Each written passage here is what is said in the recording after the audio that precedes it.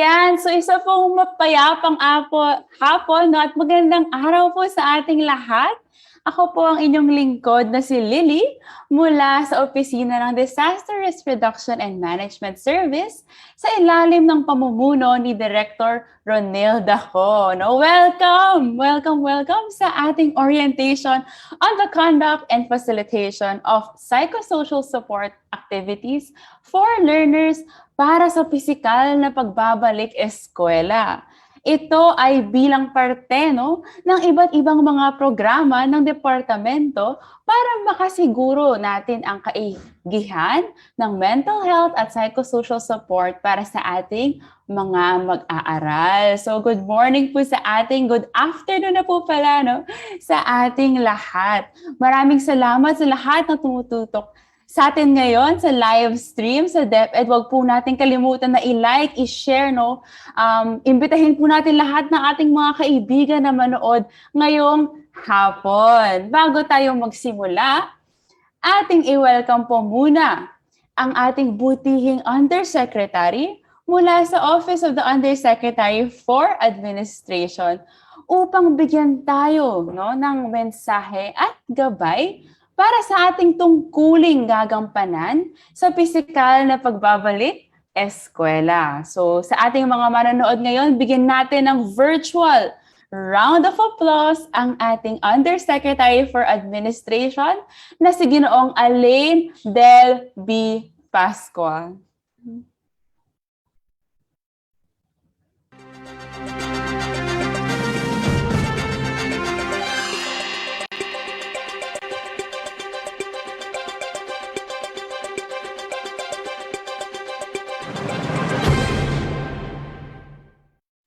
Isang magandang umaga sa inyong lahat. Una sa lahat, maraming salamat sa inyo.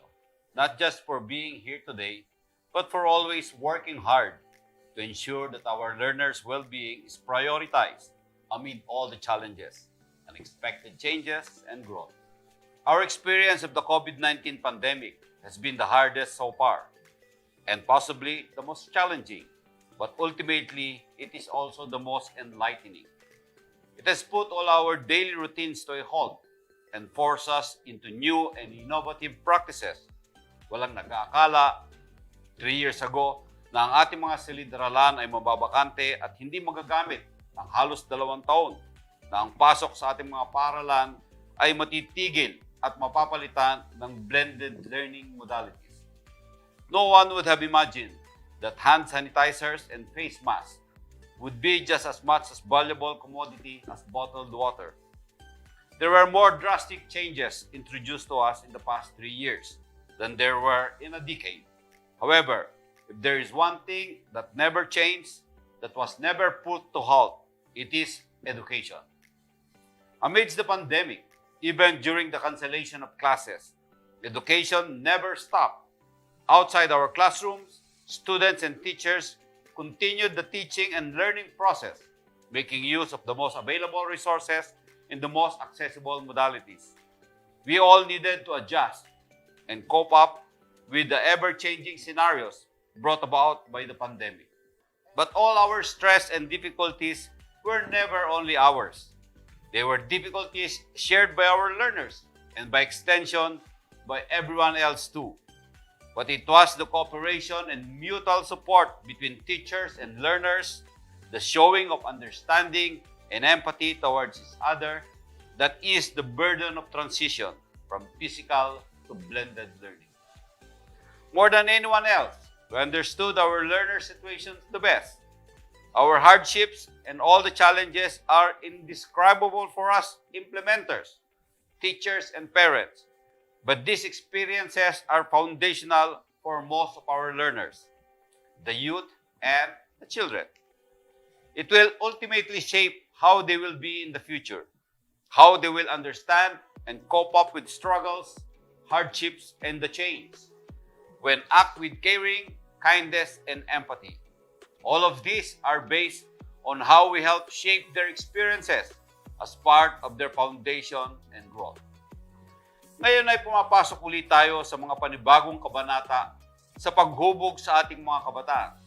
After all the months of coping and adapting, to the limitations and challenges of the pandemic, nagsisimula na tayong bumalik sa mga paaralan para sa face-to-face classes. Naunawaan natin na ito ay magdadala ng mga panibagong pagsubok kasabay ng ating paggabay sa kanilang transition at adjustment sa pagbabalik sa kanilang mga paaralan.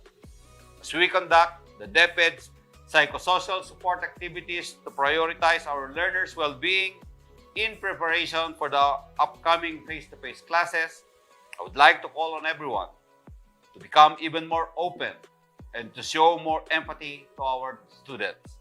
As teachers and personnel of DepEd, we are not only employees or educators, we are catalysts for social change.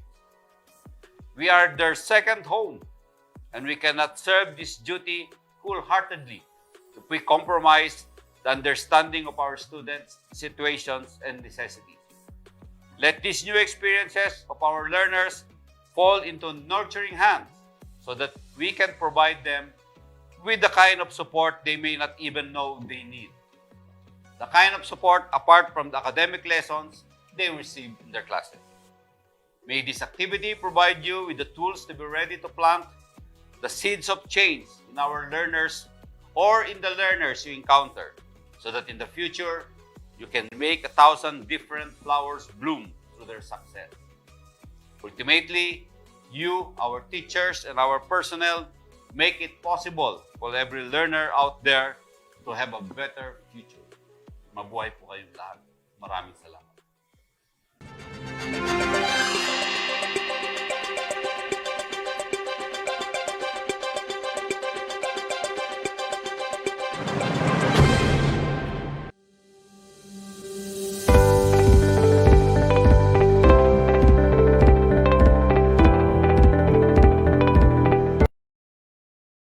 Wow, no, that was so inspiring. Maraming salamat, no, kay Undersecretary Elaine B. Pascua para sa napakagandang mensahe ngayong hapon. Tunay nga, no, nasa kabila ng lahat-lahat, laging-lagi para sa bata at para sa bayan. Ngayon, no, bakit nga ba natin kailangan gawin ang orientation na ito? Gaya ng nabanggit ng ating butihing undersecretary, higit na ano pa man, no, ito ay para sa kasiguraduhan ng maiging kalusugang pangkaisipan ng ating mga mag-aaral. Lalong-lalo na't inaalala natin ang mga dulot o epekto ng pandemya sa kanila. So allow me to share the objectives, no, of this orientation this afternoon. Our objective, no, is for the teaching personnel to learn how to conduct psychosocial support activities for learners in line with the return to face-to-face learning modality. So as we welcome them back, no, maghahanda rin po tayo ng ating mga psychosocial support activities. Tandaan po natin, no, let's see the next slide,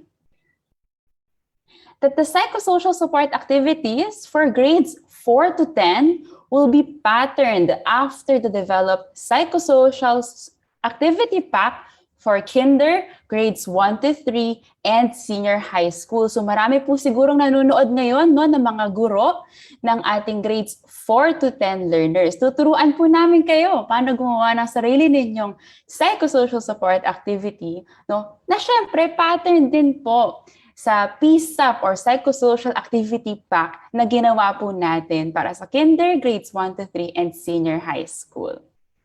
Therefore, no, at the end of this session, all the participants are expected to be able to create their own psychosocial support activity considering, unang-una, the holistic well-being of our learners. Pangalawa, the 7 psychosocial support concepts, at pangatlo, the healing and learning components of arts and play. Ayan.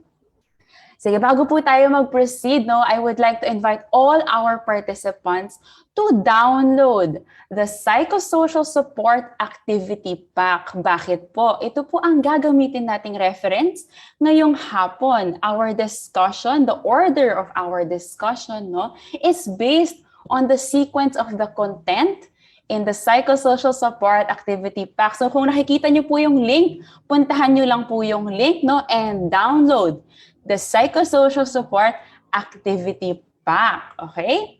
So ayan po, I will leave this on screen for a while for all of our participants to see, no, and to be able to download the PSAP or the Psychosocial Support Activity Pack. Maliban po dito sa PSAP, ang kailangan din po natin, no, mga art materials this afternoon dahil meron po tayong demonstration. So, nais po namin sumama kayo or makilahok kayo dito sa demonstration. Bring out your art materials and any writing material, mga papel, scratch paper, kung ano pong nahanap nyo dyan sa opisina o sa eskwelahan. Ayan, okay. So, proceed po tayo. Ngayong hapon, no, iniimbitahan natin ang mga eksperto sa larangan ng psikolohiya at psikososyal upang bigyan tayo ng malinaw na pag-iintindi kung paano ba natin magagawa ang mga psychosocial support activities. So this afternoon, here is the outline of topics. We have 6 discussion points today. We will begin with the introduction of psychosocial support and expressive arts, no, para po contextualize ang pagbubuo natin ng mga activities. Pangalawa po, we will highlight the 7 psychosocial support concepts that are key in the adjustment of our learners back to face-to-face learning modality. Third, of course, ito po ang pinaka-exciting, no, yung demonstration of the psychosocial support activity where you, our viewers, will also participate in. Fourth, we will discuss yung tinatawag nating smart play table. At panglima, we have the open forum, no, where you will have the chance to raise your questions to our experts, no. And sixth, we will have the closing remarks and the reminders for the certificates. Syempre, lahat po nanonood ngayon ay may certificate, no? Pero tandaan po natin, no, na sa dulo pa po ng ating orientation, ibibigay ang instructions for the certificates. So, ngayon, no, tayo nang magsimula, ating bigyan ng warm welcome ang una-una nating speaker for today, si Ms. Mariel, no, isa pong psychologist mula sa Magis Creative Spaces. Ang Magis Creative Spaces po ay isang center for healing and learning through expressive arts. Si Ms. Mariel ay may malalim na karanasan sa psychological first aid training and psychosocial interventions. Ngayon, no, tatalakayin niya ang mental health and psychosocial support, well-being, at ang konsepto ng psychological first aid. Take it away, Ms. Mariel. Magandang araw po sa inyong lahat. Today, our presentation will focus on psychosocial support, an overview of that and how it differs from psychological first aid. But I would also like to introduce a few terms and concepts just so we can understand this better. All right, so let's get to it. Okay, so we have to start with well-being. Okay, and this can be defined simply as a state of health, happiness, and prosperity.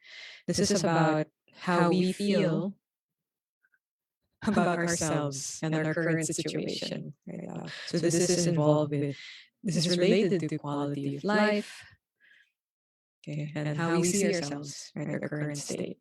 Okay, and because it involves our experiences and how we respond to those experiences, that basically means we have some control over our own well-being. Okay, all right. And for the next slide, gusto ko lang pong ibahagi sa inyo the well-being flower. Okay, so there are so many images out there. So I decided to go with this one, and I wanted to share this for 2 reasons. First, being that well-being is a broad, very broad concept. Okay, and it involves different types of well-being, as shown here. Okay, they are all related and connected with each other. They are all important, and one is not better than the other. We all need this in order to thrive. Okay, and really feel good about ourselves. Okay. The second point is that when we design our psychosocial support interventions, programs, and activities, we can consider the different types of well-being in the design and planning of these things. Okay. Because when it comes to disasters, crises on an individual or much wider level, such as this pandemic, it makes sense that medyo kulang po yung levels of well-being po natin. Right? We're missing a few things, or some things are just not enough. Okay? So let's take a look at these types, and as we go through each part, we can also look at this in the context of our own experiences living with the pandemic. Okay. Now, the first one is biological well-being. Basically means our physical needs. Okay. So during this time, did you have enough of this? Enough food, enough water? Was there a shortage of this?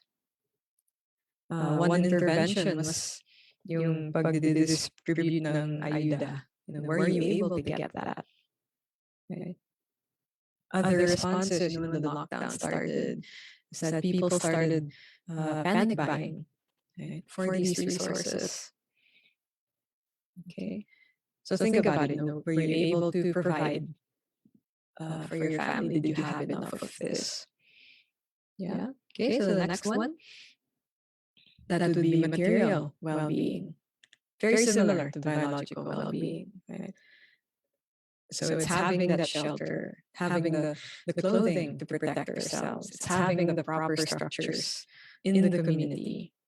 Okay. During the pandemic, there was a shortage, right, of hospital rooms, okay, hospital beds, respirators, new hospitals had to be built, quarantine facilities had to be built as well, right? And when you were in need of that, did you have access to this? Okay. And when that wasn't available to you, what was an alternative? Right? Or how did you manage having a lack of this? Okay. Next one is social well-being. It's just having that sense of connection, being in relation with others. During the pandemic, it must have been very difficult for some of us, especially those of us who liked going outside. You suddenly had to stay at home, bawal lumabas, right? So how did we deal with that? How did we manage to stay connected with our family, with our friends? Some of us who were living apart from the family, naka-isolate yung iba, and that must have been very difficult, right? What was done in spite of that? How are you able to maintain your connections, keep in touch with each other? How are you still able to participate in your own social groups? Right? So I think marami na po tayong mga GC sa Viber, Messenger, and any other social media apps. Right? And most of all, when it comes to, especially the children, our students, right? How did we give them that sense of connection, that sense of relationship, that sense of belonging in the midst of this pandemic? Right? They were away from their classmates. That must have been so difficult. What were the things we did for them? Yeah? Okay. Next one is spiritual well-being. It's having that sense, having that connection to our own spirituality and having the opportunity to practice our own religious beliefs and traditions.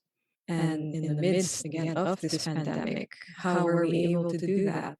Mass gatherings weren't allowed. Again, we had to stay at home.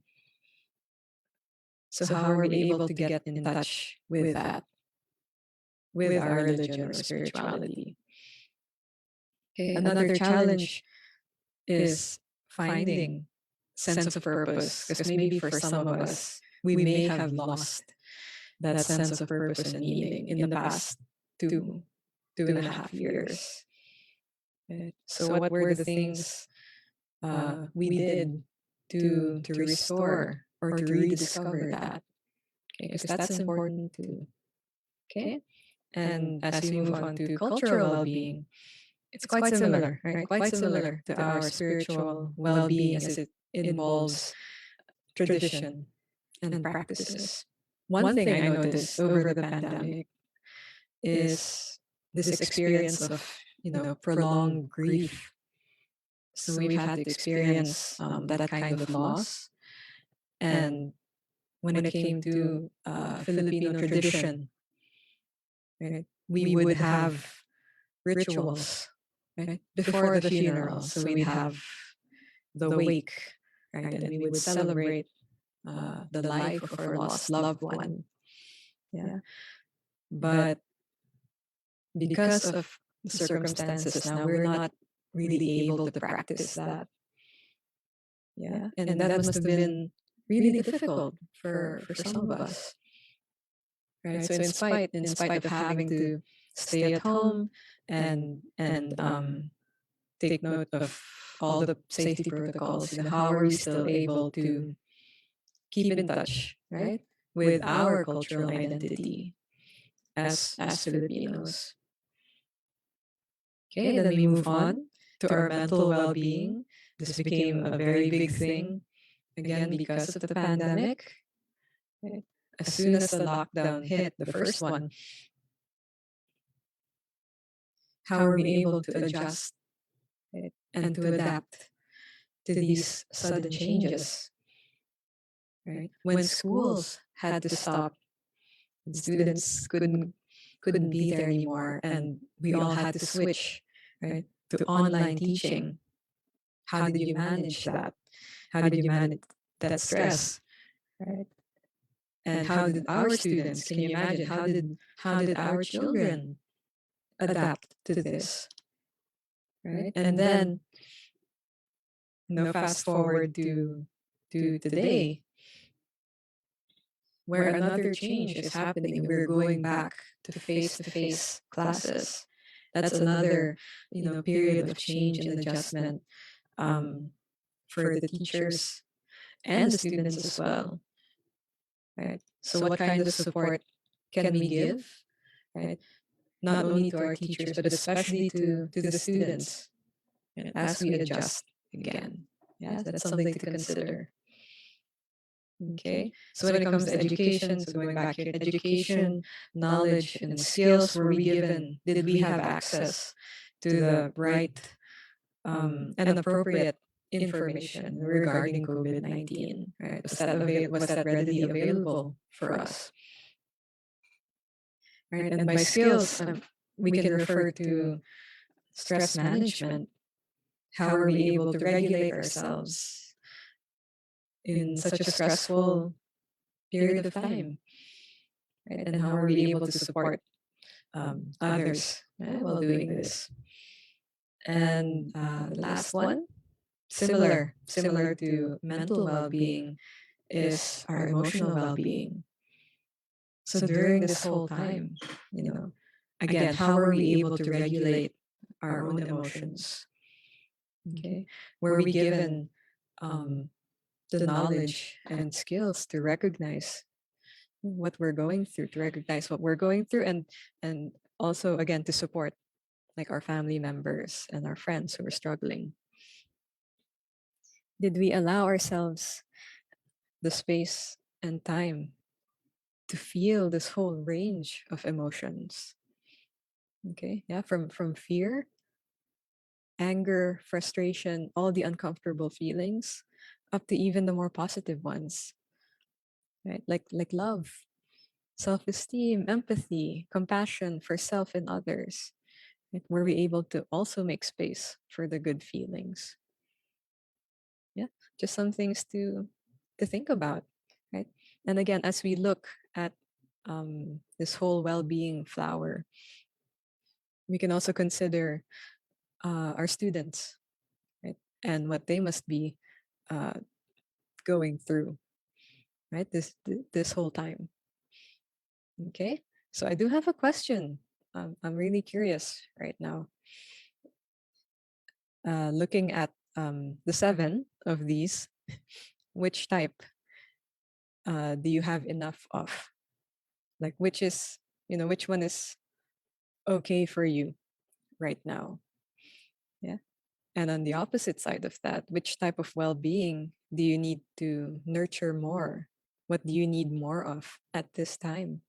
Okay, so you can take a moment, and if you want, you may share this in the comment section. Just to see where you're at and to see also the others participating as well. So if you noticed outside uh, the well-being flower are 3 more concepts. Okay, and these are requirements. Okay, things that we need, the things that our students need in order to thrive, in order to access the other types of well-being. Okay, by participation, yes, it means personal agency. How involved in the healing are we allowing, our students and others to be at? Wow, does that sound right? Okay, basically it's the transfer of skills. Okay, because we don't want the people that we're helping to be dependent on us all the time, forever and ever. Okay, we want to make sure that we pass on skills so that they'd feel confident enough that they can do something for themselves, right? And it is as simple as teaching our children, okay, our students, how to regulate their emotions. Okay, sure, they need our help first, but then, with practice, it's something they can do on their own. Okay, when it comes to development, are we giving the space and time for our students to experience the change? Okay, to learn, to adapt. Just give them that time and space, to adjust. Okay, to actually go through that development. We don't need to rush them. Okay, so it's sometimes it means that we have to slow down or meet them where they are at whatever level they're at right now. Are we able to meet them where they need us to be? Okay, and the last one, I could be biased, but I find this very, very important, is that sense of safety. Okay, security from fear and harm. Okay, because really, without that sense of safety, other types of well-being won't really follow. Okay, sa utak po natin, there's one part that's focused on danger. Okay, it's always looking out for danger. Am I safe? Am I safe? Am I safe? Okay, so as soon as the child feels unsafe, that part of the brain will just keep going. Okay, and when that part of the brain keeps going and keeps saying, you're not safe, you need to protect yourself, the child will go into survival mode. Okay, and as we know, when we are in survival mode, we don't really think about other things. Okay, problem solving shuts down. Okay, looking for social connections, that also shuts down. Okay, we are on survival mode. Okay, so as soon as we are able to establish safety, okay, for our students, there's a good chance that the other types of well-being will follow. Okay, and what do I mean by safety? This can mean physical safety, right? So this is how you design your classrooms, right, to make them feel safe, to make it look nice and inviting and fun, right? And it can also mean how we present ourselves to our students. right? From the tone of voice, right, to facial expressions, to body language. You know, we can ask ourselves, can I be that safe person for my student? Or am I giving off this image of fear and harm for them? Okay, so something to think about. So again, just to note, in emergency situations, whatever that may be on an individual or larger scale, the presence of a stable adult caregiver can aid children's feelings of well-being. Okay, just having that support already make them feel a bit more supported. Okay, the risk here or the concern here is that caregivers are also affected by the emergencies.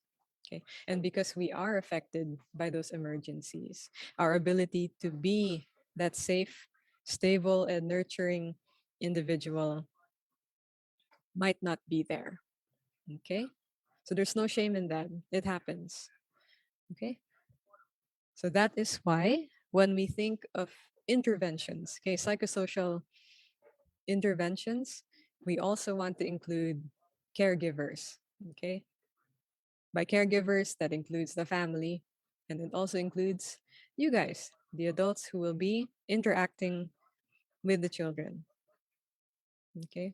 We want to support you guys so that you, in turn, will be able to support children. Okay. And provide them with a sense of that safety, stability, and normalcy that they so very much need. Okay. So there you go. We finally we finally reached the slide, psychosocial support. Okay. So yes, when we look at it, that's basically it. These are the actions, activities, and interventions that meet psychological and social needs of individuals, families, communities. Okay, we think of well-being. We consider well-being in here as well. Okay. Psychosocial support comes in during times of crisis. Okay, to prevent normal distress from becoming something much more severe. Okay, so we'd like to remind everyone here that how we have been reacting, okay, to the ongoing crisis that is the pandemic, it is absolutely normal. Okay, no matter how weird our stress responses are, it is absolutely normal. Okay. Now, again, the role of psychosocial support is just to make sure we are in stress, that we are able to regulate that and keep that from, prolonging and eventually becoming something much more severe. Okay. So there you go. There's another goal of psychosocial support. We want to reduce the risk of vulnerability while strengthening protective factors. So again, it is providing that sense of safety, sense of support, not just for us, but also for the children. Okay. Here's a list of some psychosocial support activities. As we look through them, you may have experienced some of them already, or maybe a few, or maybe not yet. No, actually, maybe you have. Okay, because the first one, psychoeducation and awareness raising, it's something like this right now. Okay. Next would be, again, skill building, life and vocational skills. Second, recreational and creative activities. Right, so this is going to be related to what we'll be doing later today. Okay, tapping into that creativity and using it in ways that can also heal. Okay, not just express, but also heal. Right, we also have sports, physical activities, getting movement in our system, restoring family links. This is more related to displaced families like refugees, right? Or yeah, people who have been separated maybe during a disaster. Okay. Creating child-friendly spaces, right? Because children need that space to play and to just be, right? To just be themselves. Okay. Having community committees. So again, it's having the community involved, having that participation. Okay. It's giving that sense of agency. Okay. Supporting cultural and traditional rituals. See that? See how these are aligning with the different types of well-being that we discussed earlier. Okay. Again, having support and self-help groups. Okay. So it's in a way the transfer of skills. Okay. Because when we are able to support, ourselves, we find, we're able to find ways to do it for others as well. Okay. And the last one here is psychological first aid. And there's a lot more. So this is just a short list. Okay, but I would like to focus a little bit more on psychological first aid. Okay, because sometimes psychosocial support used interchangeably with psychological first aid, but there's actually a difference there. Okay, and the first difference is that psychological first aid is under psychosocial support. So psychological first aid, or PFA, is a type of psychosocial support. So maybe some of us are familiar with PFA. Okay, so holla, yeah, in the comment section if you have, if you know about this or if you've had training. Okay, it's another good skill to have. Okay, to define it, psychological first aid, or PFA, it's really what it is here: humane, supportive, and practical help for those who have experienced an extremely distressing event. So again, PFA comes in during times of crisis and distress. Okay. And let's go to the next. There you go. So here's what PFA is. So yes, the comfort is there, the emotional support is there. Okay. When we do this, when we conduct PFA, again, it goes back to that sense of safety. Okay. As soon as we establish that sense of safety, it's much easier to calm down. Okay. It also means assessing needs and concerns, what the person needs at the moment. Okay, protecting people from further harm. Again, it's going back to safety, right? Are we in a is a physical space right now? Like, are we safe, or do we need to move or evacuate somewhere else? Right, providing emotional support, helping to provide immediate basic needs. You'll tend to see this. You'll tend to see this PFA happening, okay, in evacuation centers. Okay, so try to think of that setting. Okay, so again, it's about supporting and listening, but we don't pressure these people to talk. Okay, only when they want to. Okay, and lastly, it's, yeah, helping obtain information that is needed, like, who can I contact if I need more food or more medical assistance. Okay, it's that kind of thing. Okay, the nice thing about PFA is that anyone can do it. You just need the right training. You don't have to be a professional to do it. You don't have to be a mental health um, person. You just need the right training, and then you will be able to conduct this. Okay. So real quick, PFA is not, again, something only professionals do. Okay. PFA is not professional counseling or therapy. Okay. That's too complex. Okay. PFA is not encouraging a detailed discussion of the event. You don't have to go through each point of what happened, like during the crisis or during a disaster. Okay. PFA is not analyzing what happened. Okay. And again, it is not pressuring other people to share their feelings and reactions only if they want to. Okay. So it's really having that presence and empathy and just being there for the person, not looking at them as if they're kawawa and that they're helpless, but really just being human while they're going through that suffering. Okay. Okay. So that's the kind of support BFA can provide. All right. So I hope that's somehow making sense. Okay. So maybe it was something you experienced before. Okay. So now I have a question for you guys. Okay. So in the past 2.5 years, you may share this in the comment section. How have you been helped or supported during the pandemic? You know, what was helpful? What really helped for you? Yeah, and if you would also like to share this, the second question, in turn, how have you supported others during the pandemic? Yeah, were you the ones who facilitated all the kamustahans, the video calls, the group chats?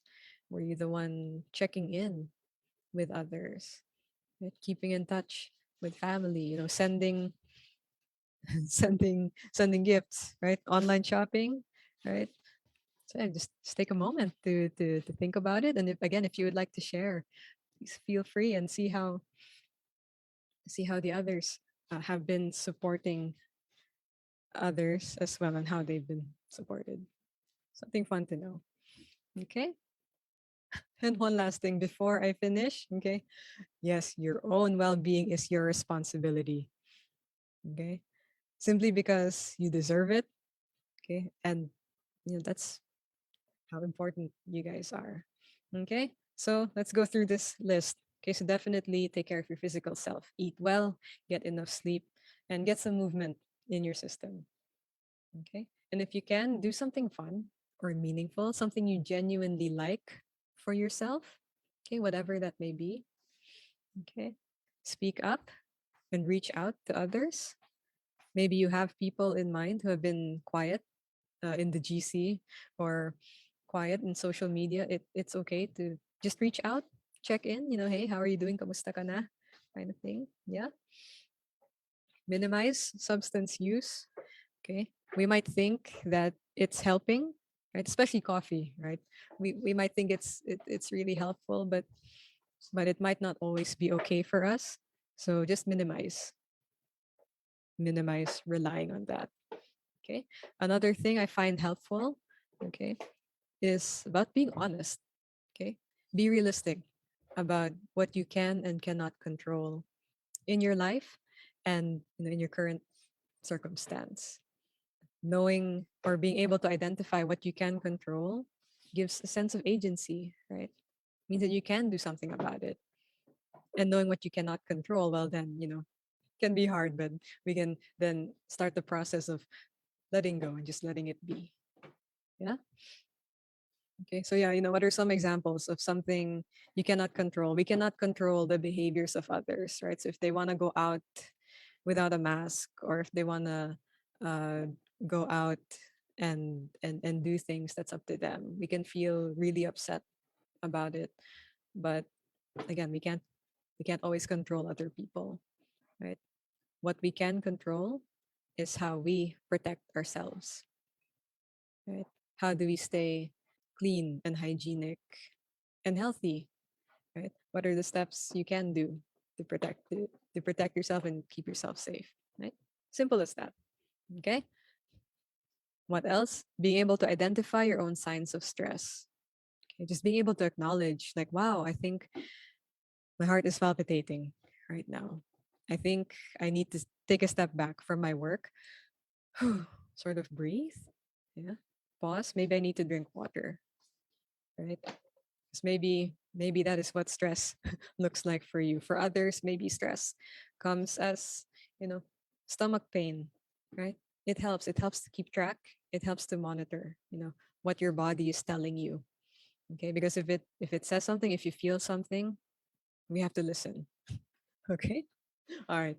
Next, make time for relaxing activities. Again, uh, whatever it is that you're okay with, that makes you feel safe and good, go ahead and do that. It's okay to relax. Okay, don't feel guilty about not being productive. It's okay to relax, right? Practice gratitude, right? Identify the things that you're thankful for right now. Okay, maybe that's something you can put in the comment section as well. Something that you're thankful for, real quick. At least one thing. Okay, then this is something you can practice before you sleep, right? Or these can be your first thoughts as soon as you wake up. Okay. Um, Second to the last is, yes, please be kind and gentle with yourself. Okay. We need you. We need you. You're important. Okay. You certainly matter. right? And it's okay to be kind and gentle. We can give ourselves permission to be kind and gentle with ourselves. Okay? Take note of how you talk to yourselves up in here. Okay? If it's getting a little bit harsh, we can kind of pause and say, okay, maybe I need more patience, more kindness with the self. Okay? And lastly, really feel, if we really feel that we are not functional or functioning as well as we should, it's okay to seek professional support when you need it. Okay, it's okay to get that um, checkup. Okay, because again, your well-being is important. Okay, and if we want our students to thrive, and if we want our students to manage, to adapt, and be okay with the changes that are about to come in the next few months, they will need us. They're gonna need us to also be okay. Right? So again, it's setting that example. Okay. It's setting that example of being balanced, okay, calm and connected so that our students in turn can also model that. Okay. I hope that makes sense. All right. So there you go. Here's a list of the resources that I've looked at for this presentation. Okay. This will also be available in the handouts. There's so many resources out there and it's for free.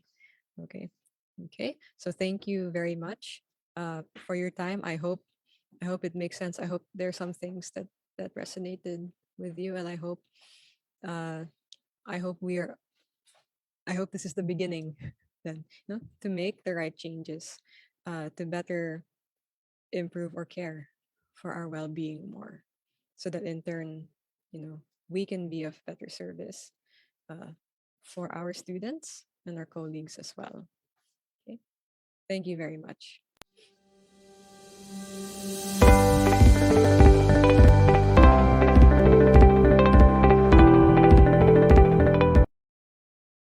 Wow, thank you so much, Miss Marielle. No, right now we are actually at 19,600 viewers. Nako, damang-dama ko talaga ang pagmamahal ng ating mga teachers, no?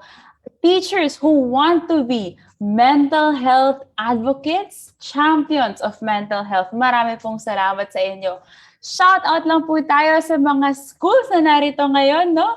Bukal Elementary School from the Division of Batangas Province, Buyo Elementary School from the Division of Masbate, Talakdan Elementary School mula sa District of Cauayan, San Isidro Elementary School mula sa Zamboanga del Norte, at marami pang iba, no? Buong Pilipinas po talaga tayo ngayong hapon.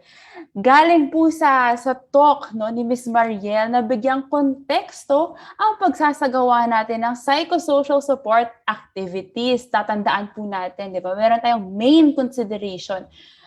Yung nabanggit po niyang well-being flower, no, na may iba't ibang mga aspeto. May emotional, biological, material, social, spiritual, cultural, and of course, mental. No? Natutunan natin that the role of psychosocial support is to make sure, no, that when we are in distress, we are able to regulate that. Dahil din po kay Ms. Marielle, natutunan natin ang pagkakaiba ng psychosocial support sa psychological first aid or PFA. So, hindi po sila magkaparehas, no? At syempre, no, pinaka-nagustuhan ko talaga yung paalala sa atin ni Ms. Marielle to take care of ourselves as well. That we have to set the example, no, for being balanced, being calm, being connected, no, valuing our own well-being, no. You are responsible for your own well-being. Ngayon naman, no, paano nga ba natin ipapahayag ito sa ating mga learners? Napakalaking konsepto ng psychosocial support. No, paano natin siya ipapahayag sa ating mga learners? Lalong-lalo na yung mga bata pa talaga, mga kinder, no, hanggang grade 3. Kaya ngayon, no, susunod, tatalakayan natin ang konsepto ng expressive arts. I would like to welcome back Miss Marielle. So now we move on to an overview of the expressive arts, or EXA, EXA. The simplest way of looking at this is that art actually promotes self expression.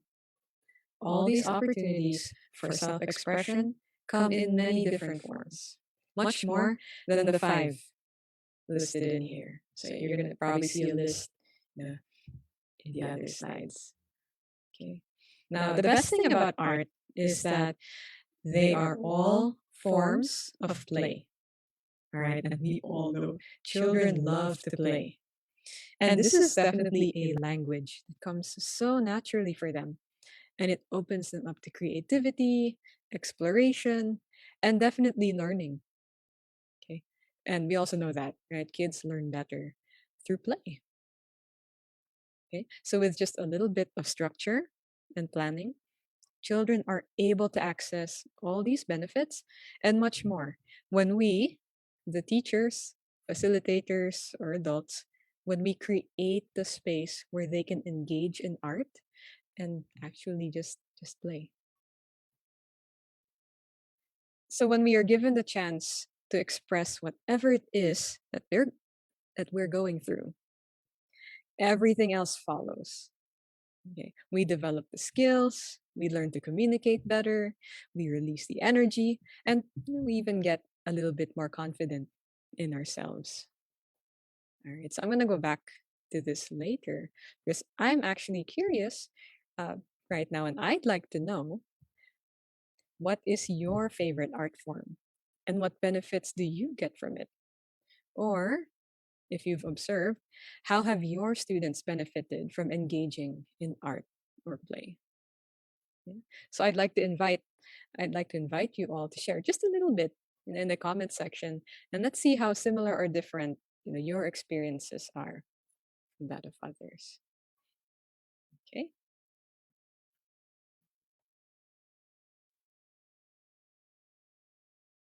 All right. So while that's happening, I'd also like to share this quote.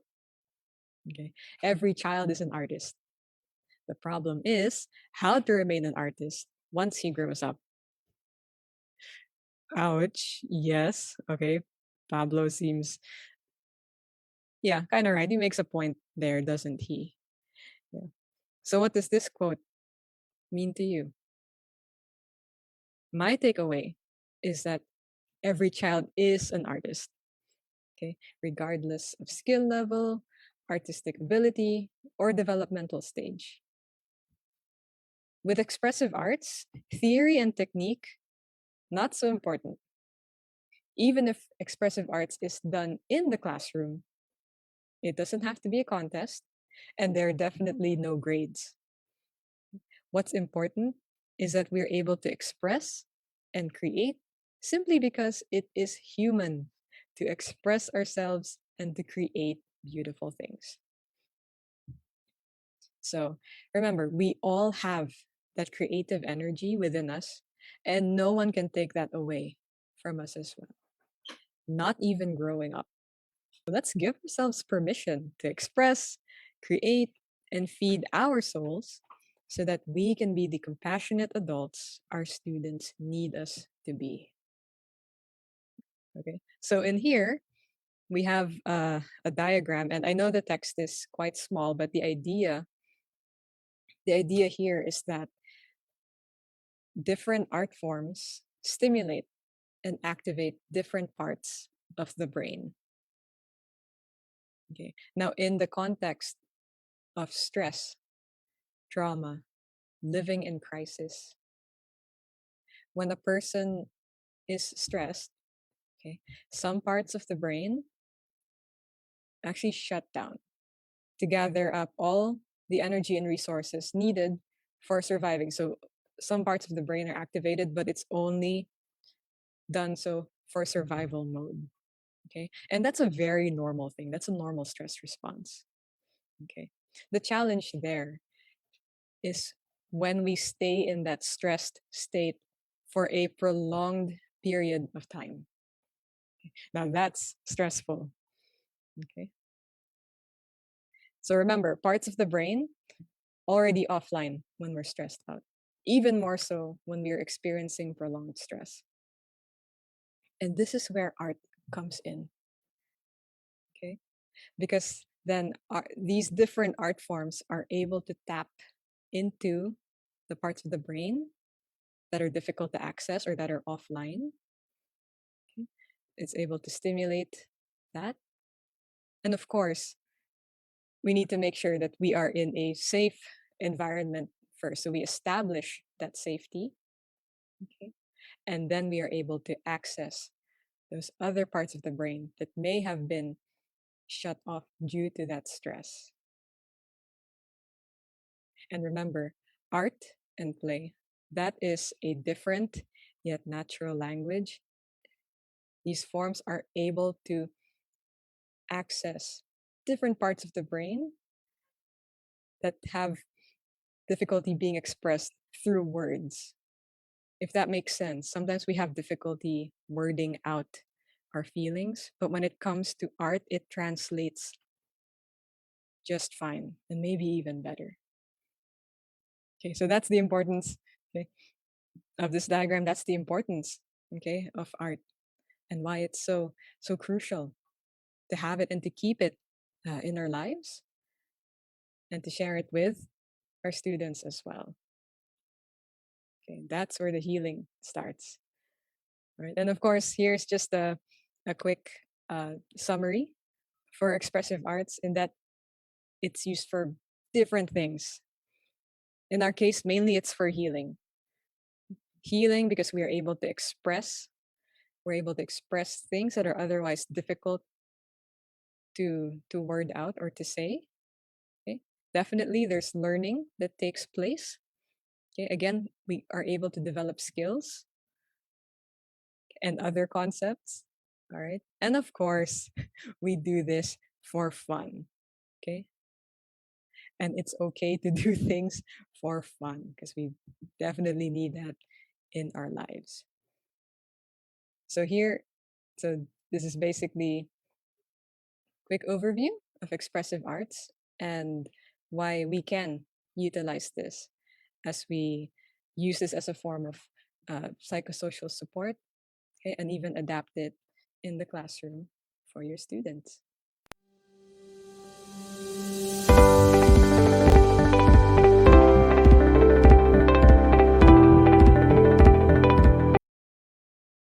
Grabe, no? Ang galing! Expressive arts. Kanina, tinanong ni Miss Mariel, ano yung favorite form of art ninyo, no? At ito, gustong-gusto ko talaga yung sagot ni Miss Dayan de Guzman Capulong. Sabi po ni Miss Dayan, I love writing children's stories.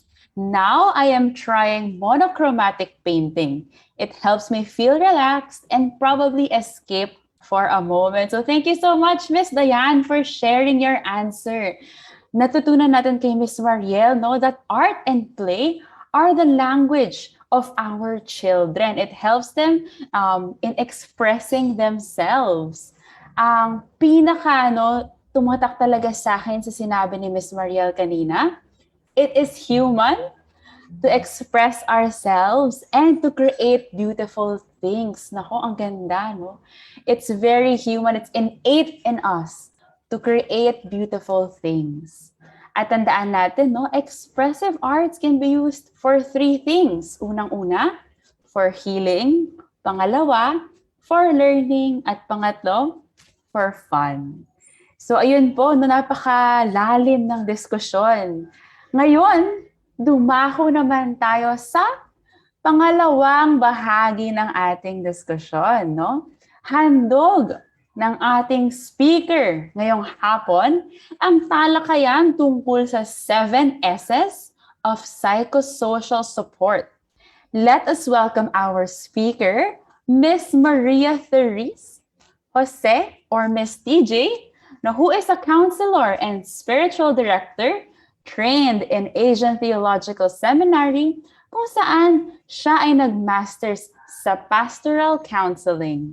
Her expertise has been applied in psycho-spiritual support, communications, and learning management. Welcome, Ms. TJ.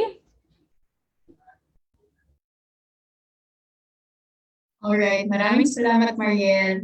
Ngayon, meron tayong overview na no, ng psychosocial support. Ngayon naman ay dadako tayo sa ating 7 S's of psychosocial support. So we're digging a little bit deeper this time. Okay, so ang 7 S's natin of psychosocial support ay siya ring 7 healing components sa ating expressive arts activities. So ang 7 po na ito ay safety, self-awareness, self-expression, self-compassion, self-regulation, self-esteem or self-confidence, at problem-solving.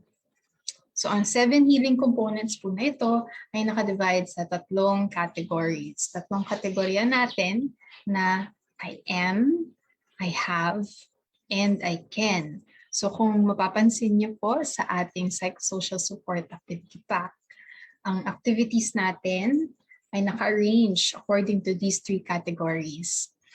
I am able to acknowledge and express my feelings. I have the resources to ask for support or help, regulate my emotions, and find solutions to challenges. At panghuli, I can do my best in school and imagine a bright future for myself. So ang logic po no, ng 3 categories na to ay para silang foundation. So, una muna kailangan natin mahanap at maintindihan para sa ating sarili na kaya natin na I am able to acknowledge. Sunod po dyan, kapag naintindihan na natin or naiparating natin sa ating learners na they are able to acknowledge their feelings and express them, gusto naman nating ipakita na meron silang resources, maaari silang humingi ng tulong kung kailangan, at maraming solusyon sa iba't ibang challenges na nakakaharap natin sa araw-araw. Yun po ang I have.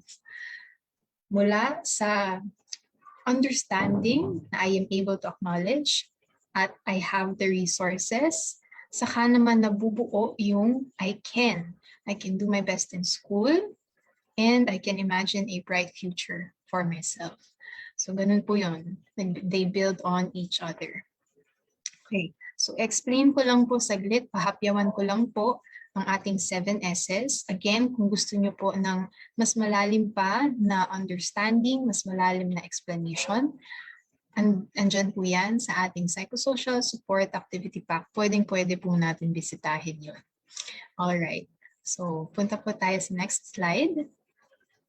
At tayo ay nagsisimula sa safety. So, ang safety, ito yung pinaka-foundation natin. If you will see, no, nasa I am category. Kumbaga, I am safe. Ligtas ako. So, yung safety po na ito ay nag-refer not just to physical safety, but also emotional or psychological safety. Ito yung pinaka-pundasyon natin so that our learners are able to reflect and are able to express. Sunod naman po ay ang self-awareness. So kapag nalaman na po nila or na-assure na po sila, pag na-assure na ang ating learners of their safety, saka sila magkakaroon ng ability to be self-aware. Saka nila mas ma-exercise ang ability to look within themselves. Ang self-awareness po ay tumutukoy sa ating kakayanan na magkaroon ng kaalaman kung anong nangyayari sa loob natin. At ito po yung foundation natin so that we can eventually move to self-expression, which is our last category, our last S for the I am category. So kung aware na po ang ating learners kung anong nararamdaman nila, maaari nila itong i-express. Maaring sa magulang, sa kanilang guro na kayo po yun. Kung ano man yun, no, maaari nilang i-express. So sa self-expression po, hindi lamang ito ang verbals, pero pati na rin ang non-verbals. Lalong-lalo na po sa mga mas batang mga learners natin, no? Since medyo limited pa ang verbal ability, kailangan tayo bilang mga guro ay may sensitivity din sa non-verbals ng ating mga learners. I'm sure alam nyo na po yun. Alright, so ayan, self-expression. Sunod naman po ay self-regulation sa ating I have category. So I have the resources to ask for support or help, regulate my emotions, and find solutions to challenges. Ang self-regulation lamang po ay tumutukoy sa ating kakayanan na i-manage ng ating emotions, lalo na kung ito ay intense. So kung napansin po natin na tayo bilang guro ay nakakaramdam ng konting irita, konting init ng ulo na normal naman, ano kaya ang maaari natin gawin para hindi natin ito maipasa sa ating learners, no? Yun yung self-regulation. At kapag pinapractice po natin ito in the midst of our learners, they are also able to learn from us as we practice that. So ito po ay critical sa ating healthy daily functioning. Ang ibig sabihin lang po nun ay kung paano tayo mag-function sa araw-araw. Paano natin pinagdadaanan ang samot-saring hinaharap natin sa buhay. So yun po ang second S ng ating first S ng ating I have. Ang ikalawa naman po ay ang problem solving. So ngayon po na na-regulate na natin ang sarili natin o kaya na-regulate na ng kanilang learner, ng mga learners ang kanilang sarili o sila ay mas may abilidad para mag-problem solve. Hindi ba't mas nakakapag-isip tayo ng mabuti kapag tayo ay nasa mas kalmado na estado, di ba? So, yung pag-problem solve po in the context of our psychosocial support activities ay maaaring ma-encounter sa simpleng ano kaya yung kulay na gagamitin ko? Green ba? Red ba? Or blue?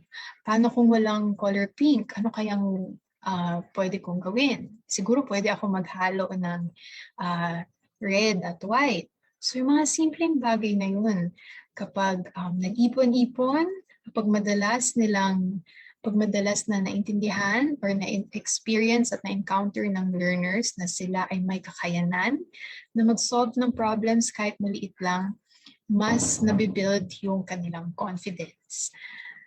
At pupunta naman po tayo sa self-esteem or self-confidence na under sa I can do my best in school and imagine a bright future for myself.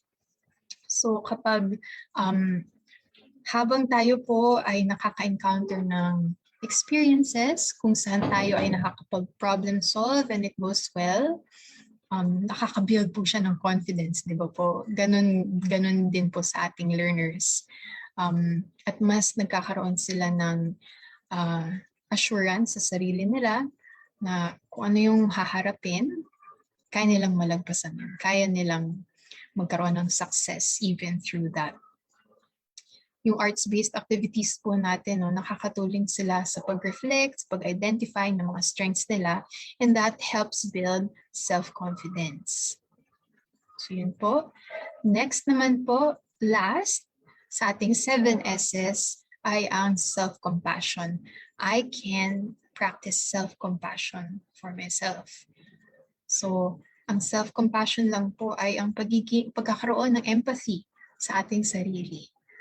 So, I'm sure na-experience nyo na po na may mga events sa ating buhay, maraming mga pangyayari sa ating buhay na hindi nangyayari yung gusto natin, hindi nangyayari yung pinlano natin.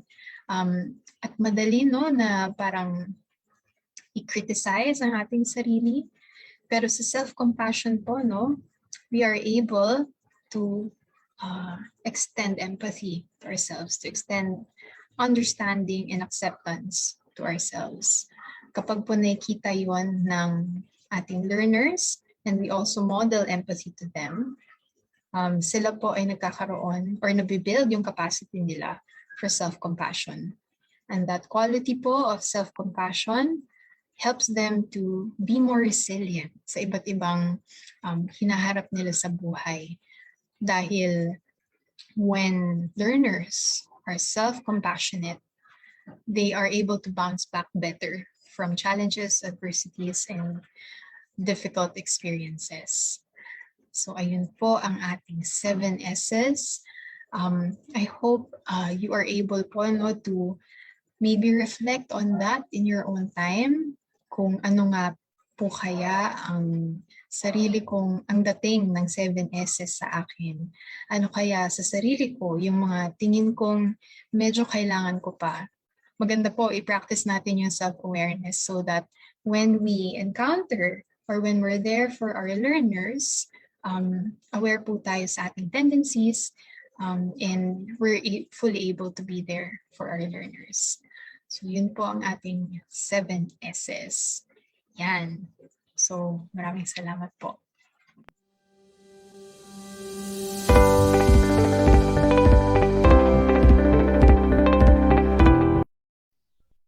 Yan. So, ayun nga po, no, ang 7 S's or 7 psychosocial support concepts. Ngayon, no, iniimbitahan ko lahat ng ating participants. I-type nyo nga sa comment section kung naalala nyo, ano ang ating 7 psychosocial support concepts. Ayan, no? So, habang itinatype nyo po ang inyong mga sagot, gusto ko lang pong i-acknowledge si Mr. Jonathan Balakinto, no? Ang ganda ng sinabi ni Sir Jonathan. Sabi niya dito, I think teachers' role is important in this kind of activity because students might not have these tasks at home. It is good to encourage teachers to do these tasks. So tama po, no? Baka later on in our question and answer, we can discuss further on how we can engage our parents, no? Ang ating mga caretakers sa pagsasagawa ng psychosocial support activities. So tandaan natin, no, na yung psychosocial support concepts, naka-divide ito sa tatlo, no, yung I am, I have, and I can. I am able to express and acknowledge my feelings. I have the capacity to regulate my emotions and find solutions to my challenges. And I can do my best in school, develop healthy relationships with my peers, and imagine a bright future for myself. So, ang galing, di ba? Base sa discussion ni Miss TJ, no? Hindi lamang pala basta-basta pagbibigay ng class activities o mga palaro ang psychosocial support, no? Ito ay mga pamamaraan natin, no? Upang talagang matulungan ang ating mga mag-aaral na maging komportable sa klase at sa silid-aralan kasama ng mga kanilang kaklase at mga guro. Siyempre, kasabay nito, no, ang pakiramdam ng ating mga learners tungkol sa kanilang eskwelahan, no? Kung ligtas ba ito, no? Mabubuti ba ang mga guro at mga kamag-aral? Malaya ba silang makaramdam ng kanilang mga nararamdaman? Naiintindihan ba sila? Pinapakinggan ba sila? So lahat yun, no? Parte ng psychosocial support. So ngayon, proceed na po tayo sa susunod na part, no, ng ating orientation. Excuse me. Ito na po ang pinakahihintay natin, no, ang demonstration ng psychosocial support activity. Lahat po ng ating participants, maghanap po kayo ng mga papel, mga art materials, no, any writing material will do. Use it, no, and join us in the demonstration na handog po ni Miss Rainy, Miss Mariel, and Miss TJ. Thank you very much, TJ. For now, we are transitioning to the demonstration part wherein we share with you an actual psychosocial activity that you can do in the classroom. But before that, a few notes lang po and reminders on how to prepare yourself, the space, and even your students for the said activity. So a few considerations po before conducting the psychosocial support activities. Of course, we would always want to take into consideration the age and grade level of our learners, no?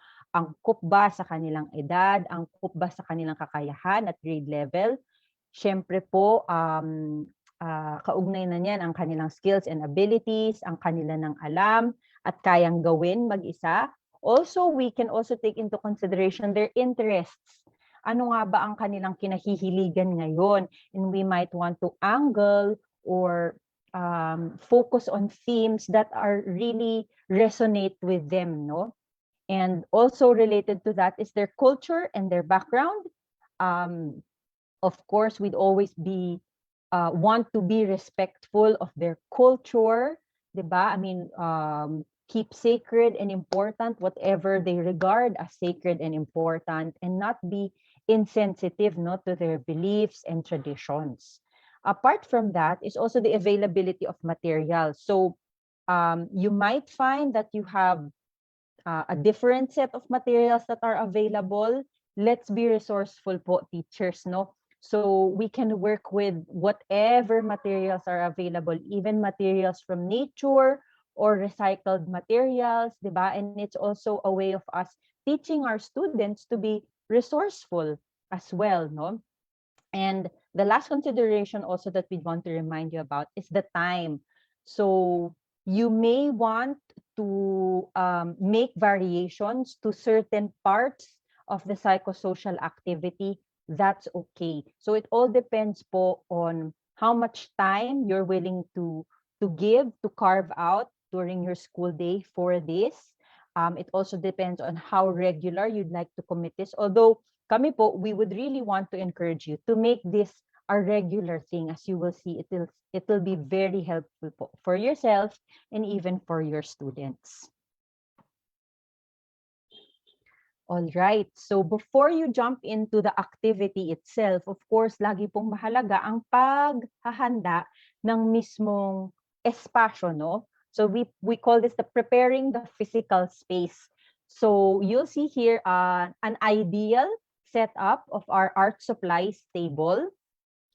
Hindi naman ibig sabihin na ganito dapat ang setup sa bawat classroom niyo po, mga ma'am at sir. All we're pointing out here is that it's important to keep things in order. If possible, it would also be good to have labels for each of the things, because that will make the activity itself more inviting. Di ba, kahit naman po tayo, bago tayo magsimula, ayaw naman natin na magulo ang ating paligid. So in the same way, as we invite our students to take part in art making and also the expressive arts, we'd want to set up an environment that is really conducive and encouraging of that, no? So it begins with order and cleanliness. So this is just one setup that we're proposing, but you can work around whatever is available and easiest for you.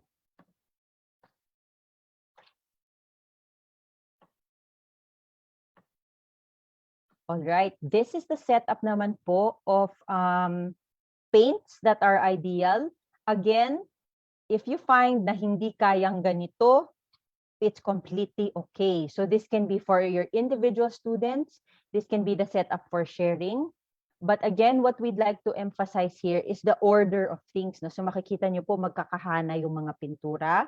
Meron rin sponge at paper towels. Pwede naman po tayong gumamit ng basahan o mga retaso. Scrap cloth po na available dyan, no? Pampunas ng pintura at ng paintbrush. Tapos yung mga paintbrush magkakasama lang din. Again, order is key, no? Para nga mainganyo ang ating mga students na sumali. Yan. These show naman po the different setup, seating arrangements that you can work around with in your classroom. So hindi naman kailangan laging tables and chairs lamang, no? We can choose to set aside the tables to make space, to make a big open space inside our classroom. You may also choose to do it outside or maybe in your multipurpose hall, sa school gym or auditorium, if you find that a much bigger space would be helpful, no? So these are different variations lang of how you might set up the space. So we invite you teachers po to think about the activities that you have in mind and ask yourselves, what would be the best setup? What setup would be encouraging, no, for our students to be free and express themselves and also really take delight po in the activities that we prepared for them. So these are just two. These are two other setups, no? So again, we're just showing these as ideas as recommendations, and you can play around with these, as you think of the activities that you have in mind already. All right. Apart po from the physical space, yung panlabas na kapaligiran, what's important also is we prepare po the emotional space. First, of ourselves as teachers or as facilitators of these activities. And next po, of our learners or our students, no? And why is this important? Because it allows the participants and even ourselves as teachers for the freedom to explore and assure them of confidentiality and safety. Because you'll see, as you'll see later on, we'll be encouraging sharing, no, in different forms. And that can only happen if your students are comfortable and they are assured that this is a safe space, no, that there'll be no judging, that there's no right or wrong, diba? And all that we're encouraging is what is true, diba? And that's when we get to know them. That's when we get to really determine where they're at, no? But before we can effectively do that, our recommendation is that you always check in on yourself also as teachers. Kasi di ba minsan po ibang araw, hindi naman natin minsan napapansin, pero kung ano yung kumbaga bigat, kung meron man bigat, no, o problema na hindi naman sa classroom, pero naidadala natin sa trabaho. At gusto rin naman nating maging totoo, pero hanggat maaari, we would like to share with our students, especially when we come into this space, a sense of calm, a sense of centeredness, no? And we'd also, as teachers, want to be ready to show compassion for them, no? To be there fully, completely and fully, and not to be there po as robots na parang, sige, gawin lang natin tong activity na to, no? Pero mahalagang nandun tayo ng buong-buo, handang makinig at handa rin na, kumbaga, samahan ng ang mga minamahal nating estudyante sa kanilang paglalakbay. So what are these simple things that help? One is establishing a routine. We'll talk more about that later, no? But it helps if there's a regular flow to your psychosocial support activities. Establish boundaries, no? It's good if there are guidelines at the beginning where we say, this we can do in this space, this definitely we cannot do. Diba? We don't want to hurt others. We don't want to disrespect others. So to just be clear about those boundaries also helps establish that sense of safety. To have fun and be playful. So kayo rin po mga guro, no, we invite you also to really just be open to the process, to this process, even as you lead the activities in your classroom. Kasi mararamdaman yan ng mga estudyante natin, no? So we'd also want to show them that we do have the energy and we do have the gameness, diba, to be with them. So it's also best if we observe and are attuned to how our children feel, no? And once we get the hang of these psychosocial support activities, we'll find that some days what we planned for is not exactly what they need, no? So we'd like to get to a point where we can adjust and pivot and kind of really meet them where they're at. If their energy is low, maybe we can kind of adjust the activities a bit to help up the energy. So it's just very important that we are attuned to how our class is generally, no? And we would like to communicate in a way that affirms a creative process, to always be encouraging and be sincere also in saying that you can be true in this space. Ligtas kayo dito at hindi namin kayo huhusgahan. Walang tama o mali. Hindi namin kayo gigradean dito. Ang gusto lang namin muli ay maging totoo at bukas kayo, no? So with that, I think we are ready to already jump into the actual demonstration. Thank you very much. Ngayon po, narito na po tayo sa bahagi kung saan we will be sharing with all of you, no, how an actual psychosocial activity sample session might flow. So, some few notes lang before we begin this part. Una, the three of us facilitators, so myself, Mariel, and TJ, will act or assume the role as teachers. So, kunyari po, kami ay kayo bilang guro. We invite you naman po as participants to assume the role of students. So if you find that you are able to follow with the activity, that would be best po. No, we would like for you to really experience the activity for yourself, to gain a deeper appreciation for what it is that we would like to share with our students as well. Another thing to note, there'll be parts in the session where we will be requesting for responses from you. So we'll be saying that you can share it via the comment section in the FB page, right?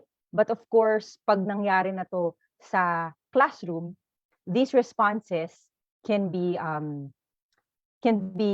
gathered from your students verbally, 'di ba? Kasi iba naman po talaga ang face-to-face.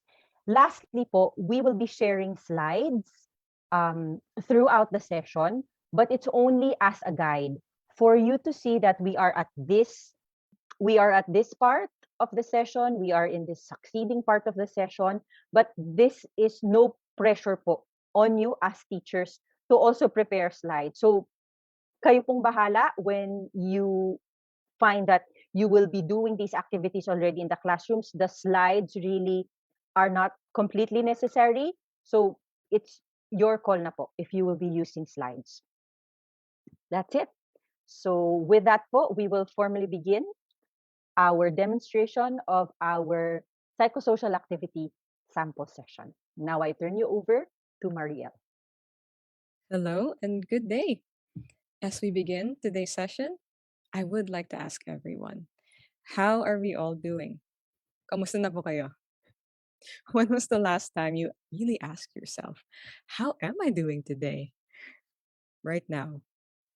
So I would like to invite everyone to take this time to check in with ourselves. Now, I'm feeling curious. If you can represent your feelings with some type of weather, okay, what would that look like? What is your weather report as you check in with yourself? Please take the time to do that and feel free to comment with words and or emojis to represent how you're feeling. Okay, and while this is happening, you may also explore the comment section to see how everyone else is doing, just so we have an idea of how the whole group is feeling at this very moment. Okay, so go ahead, take your time, and thank you for inputting your weather report. All right, now we move on to the guidelines. So before we do the actual main activity, we would like to lay these down just so we know what to expect from ourselves and from each other. Okay. First and foremost, know that all art is good art. Go ahead, say it out loud without your microphones on. All art is good art. Okay. That basically means whatever you put out in this session, as long as it comes from you, that is all that matters. That is good enough. Okay? Remember, you don't need to be a good artist to make or enjoy art. Okay? Next is that we use whatever materials we have on hand, right? And when you're with your friends as we do this, feel free, go ahead. We encourage you to share your materials with others. Okay? All right. And in the sharing portion, when someone is speaking, we encourage everyone to listen not only with your ears, but also with your hearts. Okay, and this is related to the next line, that throughout the whole session, we treat each other with respect. We want to make sure that this is a safe space for everyone. So as we do this without judgment from ourselves and from others. Okay? So let's move on to the next activity. And this is, yes, our grounding exercise. Okay. Since we've been talking about the weather, we have something related as well. This is called cloud relaxation.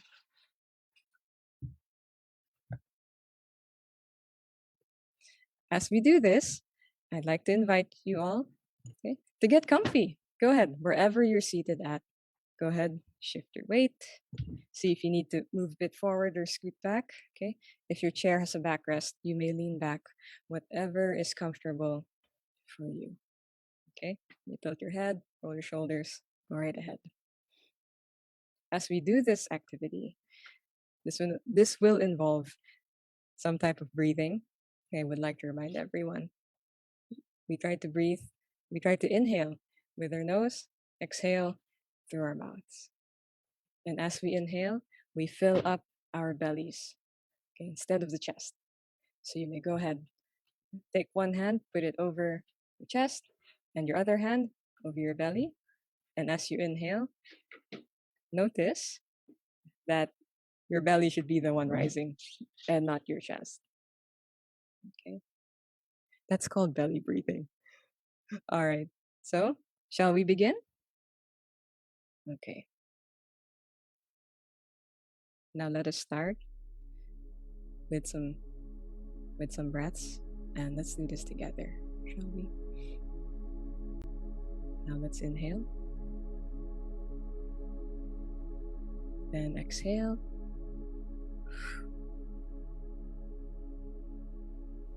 Inhale. Then exhale.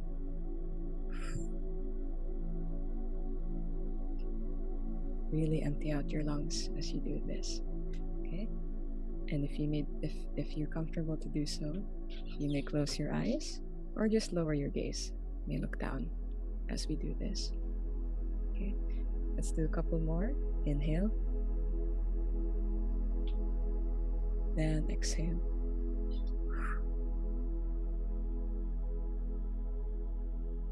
Inhale.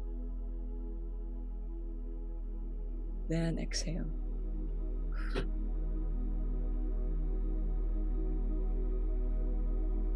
As we do this, you may notice the sounds around you or even the thoughts in your mind. Okay, and that is okay. All right, so let's take a few more breaths. Inhale. Then exhale.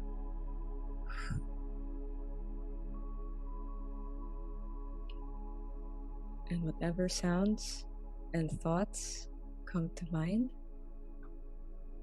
go ahead. Try to let them go. Let them pass by, just like some passing clouds. Yeah? And let's go back to our breathing. Let's inhale. Then exhale.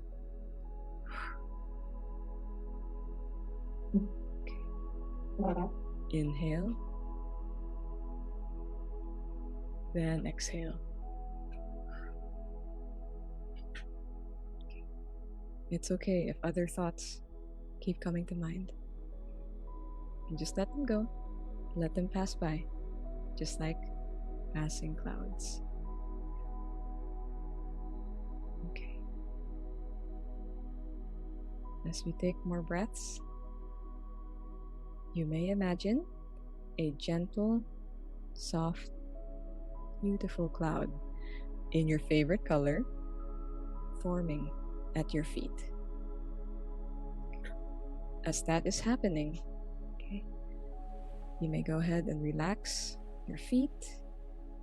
Okay, unfurl your toes. Wherever there's tension, soles of your feet, by your heels, by your ankles, go ahead, release and soften. Okay, and take note Take note of that soft and relaxed feeling.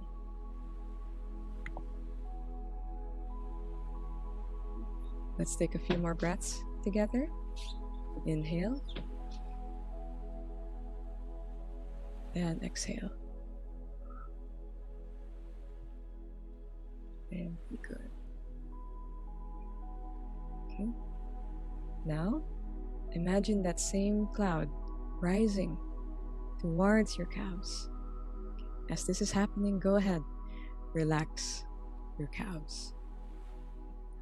Along with your knees, bring that all the way to your thighs. Wherever you're holding tension, go ahead, relax, soften those muscles. Okay.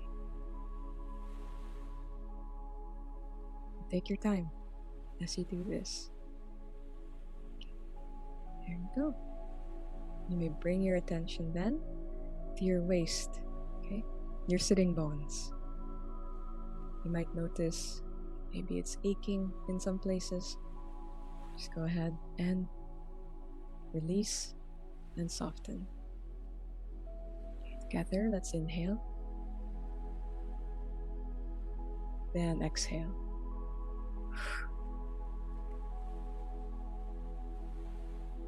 Very good. Now, as you're feeling your lower body in that relaxed state, try to imagine that same cloud, that same beautiful cloud wrapped around your waist, helping with that softening, with that relaxation. Together, let's inhale, then exhale. Very good. If you need to roll, shift your weight, go right ahead and do that. Now we see that cloud rising up further. Go over to your hands, to your elbows, to your arms. As it goes, as it rises even further, allow yourself, okay, to relax wherever you notice feelings of tension. Okay. Let's take a few breaths. Inhale. Then exhale. Just allow yourself to soften, okay, and release. Okay. Very good. Okay. And let's bring that cloud upwards even further, okay? As we notice it in our chest and even our shoulder area. Okay. Let's have another breath. Inhale. Then exhale. And just release. Release and soften. Okay. And allow yourself to feel that. Okay. Feel into that relaxation. Okay. And keep breathing. Go right ahead. Okay, and if you'd like, you may sway as well. Together, let's inhale. Then exhale.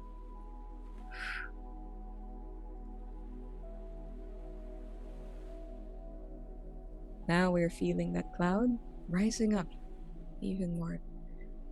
Okay. Touching your chin. Okay. Moving to the tips of your ears. Relaxing your whole face. All the way to the top of your head. Okay. Together, let's take another breath. Inhale. Then exhale. Go ahead and soften your face. Wherever we are holding tension, okay, between your brows, the sides, the temples, maybe your cheeks. Okay, go ahead and just relax. Okay, very good. Okay. Now you may notice that you're feeling that relaxation, that softness, okay, from the tips of your toes, okay, to the tips of your fingers, all the way to the top of your head. Just breathe into that and feel that relaxation.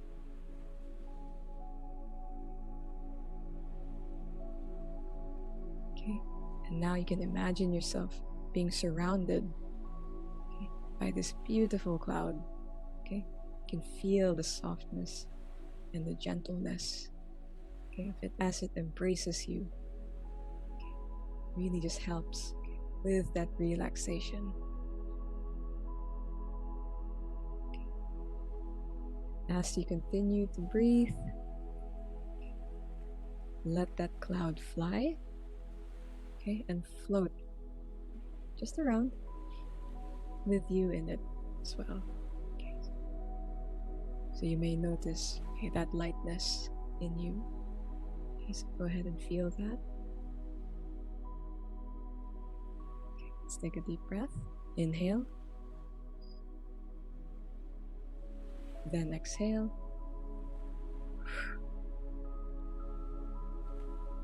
Okay, and just allow yourself to float around even more. Okay, just feel it. Go ahead and enjoy it as well. And again, let's inhale together. And exhale.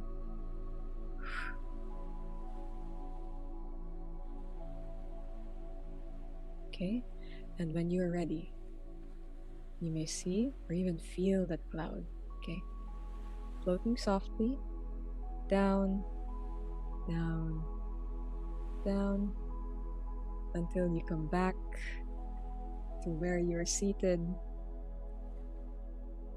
back to your immediate space, back to the room. Okay. And let's take a few more breaths together. Inhale. Then exhale.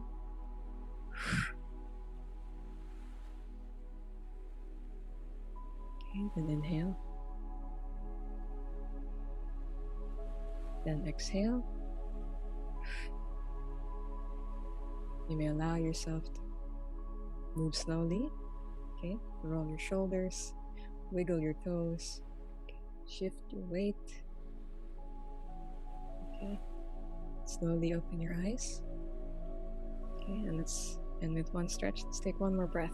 Inhale, then release, exhale.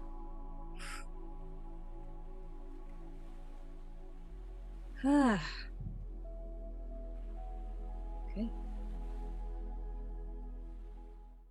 Thank you very much, Marielle. Now, we will move on to our main activity, and the title po of our main activity today is Feelings Circle. Ayan, bilang paghahanda, if you can grab hold of very simple materials po that we'll be needing. One clean sheet of paper, it can be scratch, basta po blank yung isang side, no? And then any coloring materials you have on hand, markers, crayons, pencils, kung ano man pong meron kayo. If those are ready, we can go on to our instructions. All right, step 1. Take the sheet of paper and divide it in half. Just a fold or maybe a line in between. Step 2. Sa kaliwang bahagi, on the left side, write down all the feelings you feel in the moment now that you are back in school. Pag-isipan, ano ba ang iba't ibang damdamin na aking nararamdaman at kinikilala ngayon na bumalik na tayo lahat sa paaralan. Ngayon na face-to-face na ulit at hindi na online o modular. Pag nalista na po natin ang mga damdamin yan, let's assign a color for each of these feelings. Kunyari, excited, nervous, uncertain, grateful. Kung meron po tayong lista, wala pong number na kailangan kung ano lang po talaga ang ating nararamdaman sa ngayon. Tapos, ternuhan po natin ng kulay ang bawat feeling. Okay, step 3. Sa kanang bahagi naman, on the right side, we would like you to draw a circle. Hindi naman po kailangan perfecto. Next, divide it according to how strongly you feel each feeling you identified on the left side. So, kung mas malakas ang inyong pakiramdam ng excitement, mas malaki syempre ang bahagi na kanyang makukuha sa bilog. Para tayong gumagawa ng pie chart, no? So you may assign percentages or use other symbols or shapes in addition to the color to express your feeling. Kung gusto po nating makita yung iba't ibang kulay na sumisimbolo sa iba't ibang damdamin na inyong nararamdaman ngayon. At gusto rin nating makita gaano mo kalakas nararamdaman ang bawat damdamin na iyong isinulat. Alright, so teachers po, we hope you are following the activity with us. So we'll give you around 3 minutes to complete your feeling circle and to make you feel more relaxed and maybe get you into the activity. We'll play a bit of music as you complete your feeling circle for this afternoon. Thank you very much.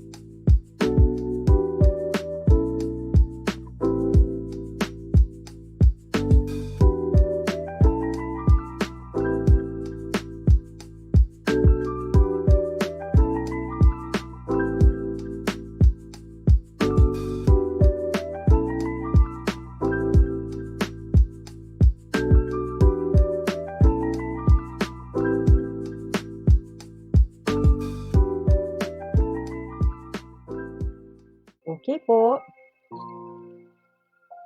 Sana po sa bahaging ito, unti-unti na rin nating tinatapos ang ating feeling circle. Ayan. So on to our next part. If everyone is ready and we've completed our artwork, we would like to invite for our participants to share. As we go about our session now, we are online. You can do it again via the comment section of our Facebook page. But what is it that you would like to say po about your feeling circle? If there's a way for you to show it as well, that would be best.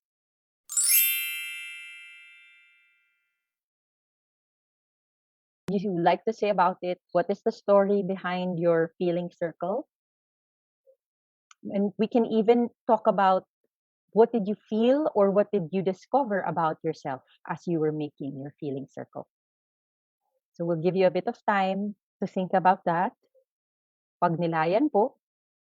At kung inyo pong nais, pwedeng-pwede po syembreng ibahagi sa comment section. At pwede nyo rin pong makita kung ano ang mga dumating at naging pagninilay at pagbabahagi ng iba nating kasama. Thank you very much for your openness. And so for the next part, I will turn you over to TJ. Alright, marami pong salamat Miss Rains para sa ating main activity na Feeling Circle at para sa pag-share rin po ng ating guide questions. So I hope po nakapag-comment po tayo tungkol sa ating nais i-share na mga na-discover natin sa ating Feeling Circle. Ngayon naman ay pupunta tayo sa ating synthesis o discussion. So sa parte po na to ng ating session, saka naman po natin tatahiin yung mga nadiskubre natin at para din siyang munting pabaon para sa ating mga learners. To give more information on what was done, yung point ng activity, and also to provide structure to what has been experienced. No? So ang ating synthesis or discussion for today ay tungkol sa making space for our feelings. A while ago po sa ating feeling circle, nagawa na natin ang pag-make space para sa ating feelings. At next naman, iintindihin po natin ang paano nga ba mag-make space for our feelings. Ngayon na nagawa natin yung feeling circle, ano naman ang gagawin natin doon, di ba? Okay, so let's go to our next slide. Okay, yan. So, ito po ang ating tinatawag na circle or cycle of mastery. Tayo po ay magsisimula sa clarity. So, habang po ginawa niyo yung inyong feeling circle, maaari po na na-identify niyo kung ano-ano yung iba't ibang emosyon, iba't ibang nararamdaman natin ngayon na tayo ay bumabalik sa face-to-face setting. Maaari rin po para sa ating mga guro, na isang buwan na po nasa face-to-face setting, baka po mas naintindihan natin kung ano yung mga nararamdaman natin the past few weeks. So clarity, nagkakaroon tayo ng linaw sa nararamdaman natin, sa inner state natin. Baka rin po na-experience nyo na mas naintindihan nyo po na, ay masaya rin pala ako. And at the same time, medyo struggle din for me, no? That's okay. Kung may conflicting emotions, it's okay. So, parte lang po yun ng clarity that we're trying to attain. Next po, from this stage of clarity, we next have information. So, ang ating emotions, ang ating mga nararamdaman ay suppliers, messengers of information. Ngayon, marami po tayong information na makukuha mula sa ating emotions if we listen to them. So unang-una, it tells us the amount of energy that we have. So for example, isipin po natin kung ano yung pagkakaiba sa enerhiya, sa energy na dala ng emotion na excited. Diba? Mataas. Bibong-bibo, game na game. Pero ang emotion naman na nanglalamya or hesitant, o kaya may agam-agam, medyo mababa ko, no? So, merong mataas, high energy emotions, meron ding low energy emotions. So, yun po, yung unang piece of information. Another piece of information is, madali ba para sa akin na ma-experience tong emotion na to o mahirap? So for example, mas madali po maramdaman ang saya at excitement, no? Kesa po sa kung tayo ay may agam-agam o kaya medyo nagdadalawang isip, mahirap to be in that state, di ba? So ang takeaway po natin doon, kung tayo ay nasa difficult, unpleasant emotion, that's okay. Baka lang po kailangan natin to be a bit gentler, to be a bit more accepting sa ating mga nararamdaman. So yun po ang pangalawa. Pangatlo ay, ano bang kailangan ko? It gives us information about what we need. So for example, na-identify po natin na tayo ay may agam-agam, tayo ay pagod, tayo ay feeling stretched. So ano kaya ang kailangan natin kung ganun yung mga nararamdaman natin? Maaring kailangan natin magpahinga, maaring kailangan natin ng makausap ang ating kaibigan o kaya co-teachers, para to help us feel more at ease and so on. Next piece of information is, last piece of information po, is how to get what I need. So kung na-identify po natin na mukhang kailangan ko ng kausap o kaya mukhang kailangan ko ng pahinga, Then, it gives us information na, okay, I will go ahead, chichikahin ko or kakausapin ko yung matalik kong kaibigan tungkol dito. And from there po, pupunta tayo sa action. So, taking steps, making changes to get myself what I need. So, yun po, no? Na-identify natin na, naku, meron akong doubts, nagdadalawang isip ako. Ngayon, pwede kong kausapin yung aking kaibigan. And when I do that, siguro, mas nakatulong siya sa loob ko, no? We are now able to take action that is aligned with our true intentions. So kung ang intention po natin talaga is to be there fully as present as possible para sa ating learners, meron tayong aligned action with that intention. Kung meron po tayong aligned action, that gives us better clarity on what mood we're experiencing, on what inner state we have, and paikot naman po uli yung ating cycle of mastery. So yun po ang munting pabaon on how to make space for our emotions, for our feelings. So napaka-importante po yun para sa ating sarili, para sa mga taong nakapaligid sa atin, at para sa ating learners. At sana po meron kayong napulot na magkakatulong sa inyo mula sa synthesis na ito. Kung meron po kayong napulot na tingin yung meaningful, please feel free to comment that in our chat box, in our comment section. Ayan po, no? So feel free to share kung saan po kayo nakarelate. Okay, so that's our synthesis. Ngayon naman po, tayo ay pupunta sa ating last part of the program of our psychosocial support activity, which is the closing. Yan. Alright, sa ating closing, meron lamang po tayong activity to wrap everything together. At ang ating closing activity po ay tinatawag na I leave behind, I take with me.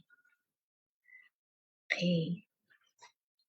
So saglit po tayong tumigil, saglit po nating pakinggan ang nangyayari sa ating loob at tignan kung ano kaya yung nais natin ipamahagi sa iba. Ano yung gusto nating i-leave behind. At mula doon, pwede din nating tignan kung ano naman yung gusto nating iuwi sa ating sarili. What do we want to take home with us? So para siyang exchange. What do you want to leave behind? And what do you want to take home with you? Again, you're very, very welcome to comment that in our comment section. At feel free to also look at others' inputs din po, no? At tayo po ay mag-encourage ng isa't isa. So that ends our whole demo for the psychosocial support activity. And ngayon po, pasok ko na po kayo muli kay Ms. Rainey para sa ating explanation of this whole demonstration. Thank you.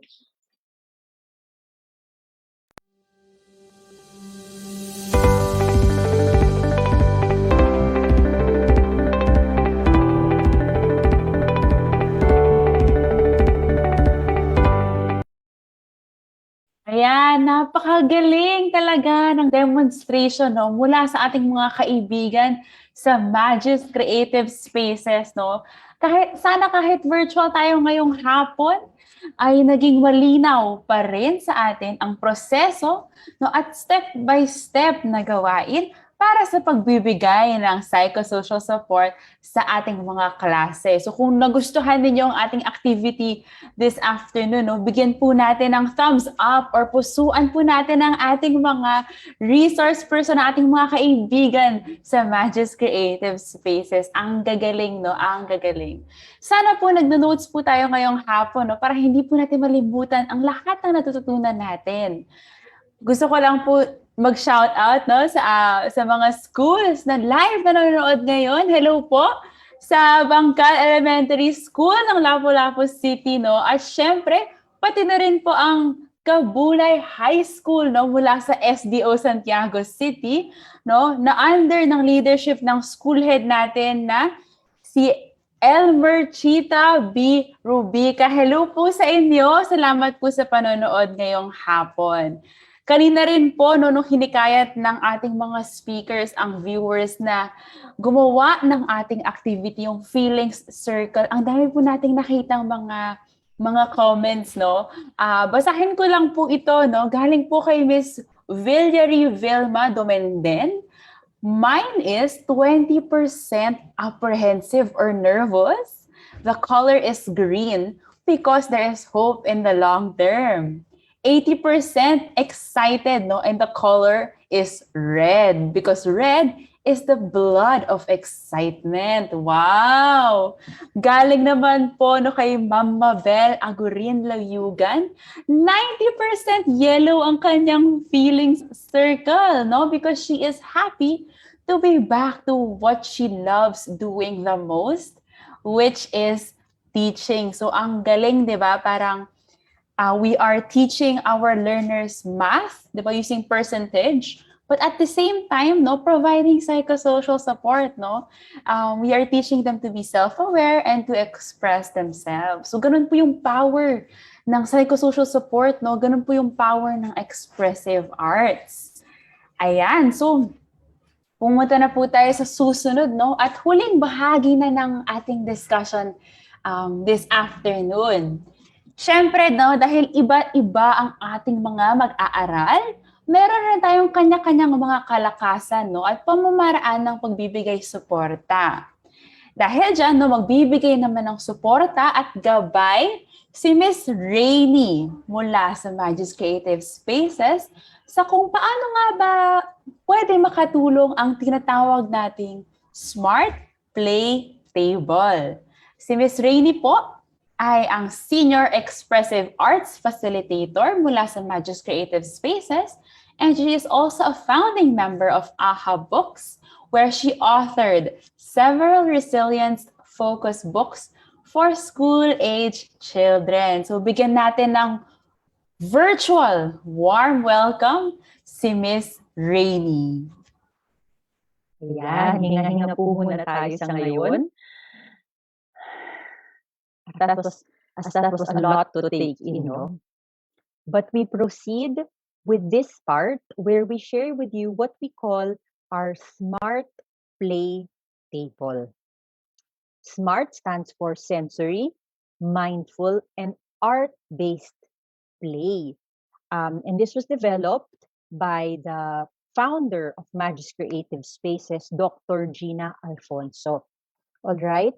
And why do we share this with you? No, this can be as a guide or your reference to designing your own psychosocial support activities that are expressive arts and play based. No, and it's whether you do it as an independent session like we experienced earlier, or as integrated into your subjects, into the different subjects you teach. Pwedeng-pwede rin.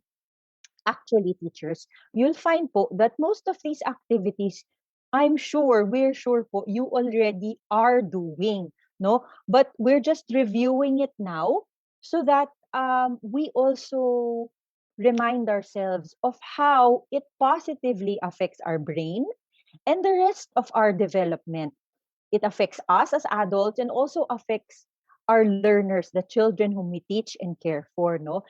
And you'll see that the table is divided into the healing parts and the learning part. So these activities, visual art, writing, dance, movement, drama, storytelling, music, and others, will be showing in the following parts how these affect and contribute to healing and learning. Very exciting po, di ba? So as we go through all of this, I invite you po to think about how you may already apply or already be applying these into the subjects that you teach or into the practices that you have already in your classroom. I won't be reading through the text in each of the slides. You can go through it on your own. No, I'll just be highlighting and making mention of the points to emphasize for each. All right. So our first art form is visual art. Yan. So under visual art, diba, there are many things like drawing, as simple as drawing, coloring, painting, using mixed materials, no? So these are just some forms of it, some examples of it. And ito na nga po yung sinasabi natin, no? How the creation of visual art helps in healing and in learning. But maybe what's important to note here is that it externalizes what can be difficult to express, no?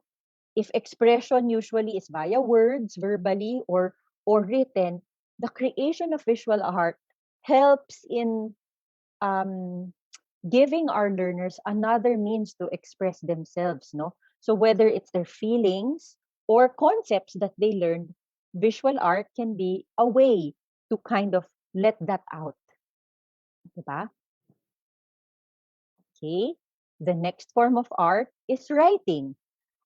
This could be in the form of journaling, ano pa, poetry, any form of composition, no? Whether it's fictional or non-fiction, di ba? And what is it? How does it help? For sure, especially the language teachers among us, no? There are many writing exercises, but it's good to note that it also helps in the healing part, no? Sa pagpapahilom sa mga tao, those who engage in it, no? So it's growing in language and communication skills. And again, it's a beautiful way of self-expression.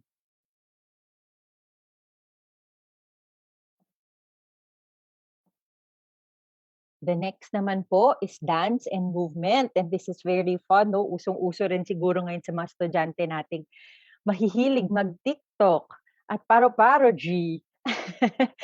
Pero hindi lang yan kasiyahan, no? Makikita po natin na meron at meron din yan talagang benepisyo for the brain and for the rest of our development.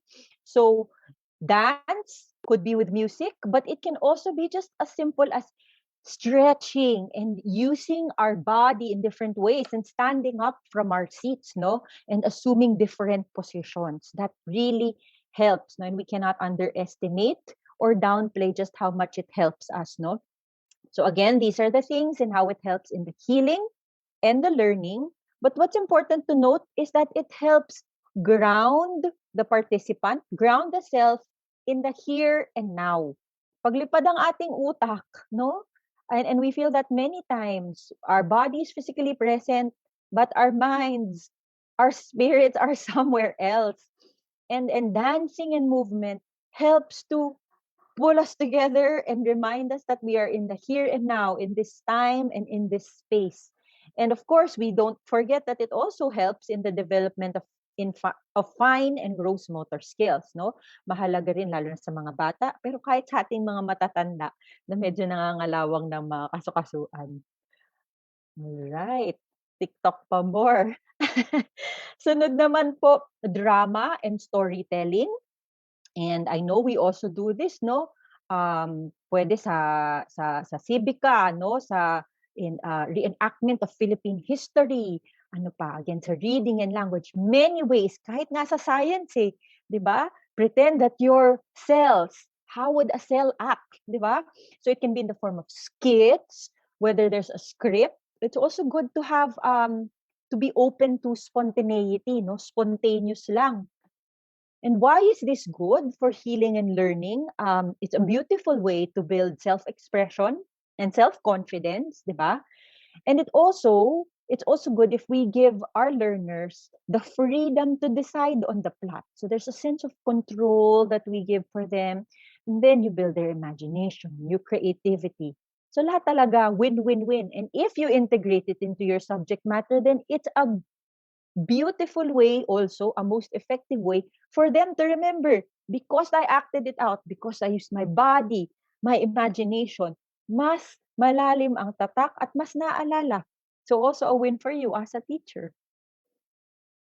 Ano pa po ba?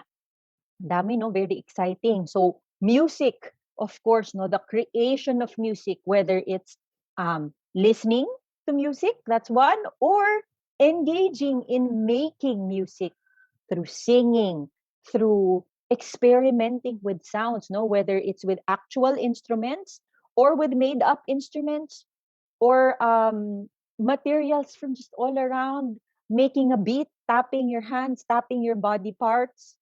No excuse not to make music, no? And it's just really a wonderful thing to engage in. Diba? So these again are the ways that it benefits us in healing and also learning. And it's good to note here no, that there are certain areas in the brain that respond only to music and provoke certain emotional responses. And I know you po, teachers, listeners, have very personal experiences with this, no? When we're going through something, whether it's something super happy or something not so pleasant, no? Music really helps soothe us, heals us, brings us to a different place. No? And there's just a magic and power to it that we'd also like to, of course, bring to our classroom, no? And let our students experience more often. Ayan. And then there are other art forms that we may want to explore also like sculpture, no? Pag mold or eskultura, no? So it can be with clay, whether store-bought, it can be homemade clay. If you look it up in the net, no? Napakarami pong recipes for that, no? Something, parang I think the simplest recipe I saw for homemade clay is just a mix of cornstarch and hair conditioner. And then lalagyan mo lang ng kulay no ng food coloring. But sculpture can also be made using other materials like paper, scratch paper or ano po ba, wire, alambre, no? So iba-iba. But what is it that we want to kind of build here, no? It's the shaping and reshaping. And with that po, we communicate that, you're able to transform things. And maybe in this sense, they also are given the conviction that they can do this for other parts of their lives. And that alone, di ba? Cheesy as it may sound, but it truly is very an empowering truth, no?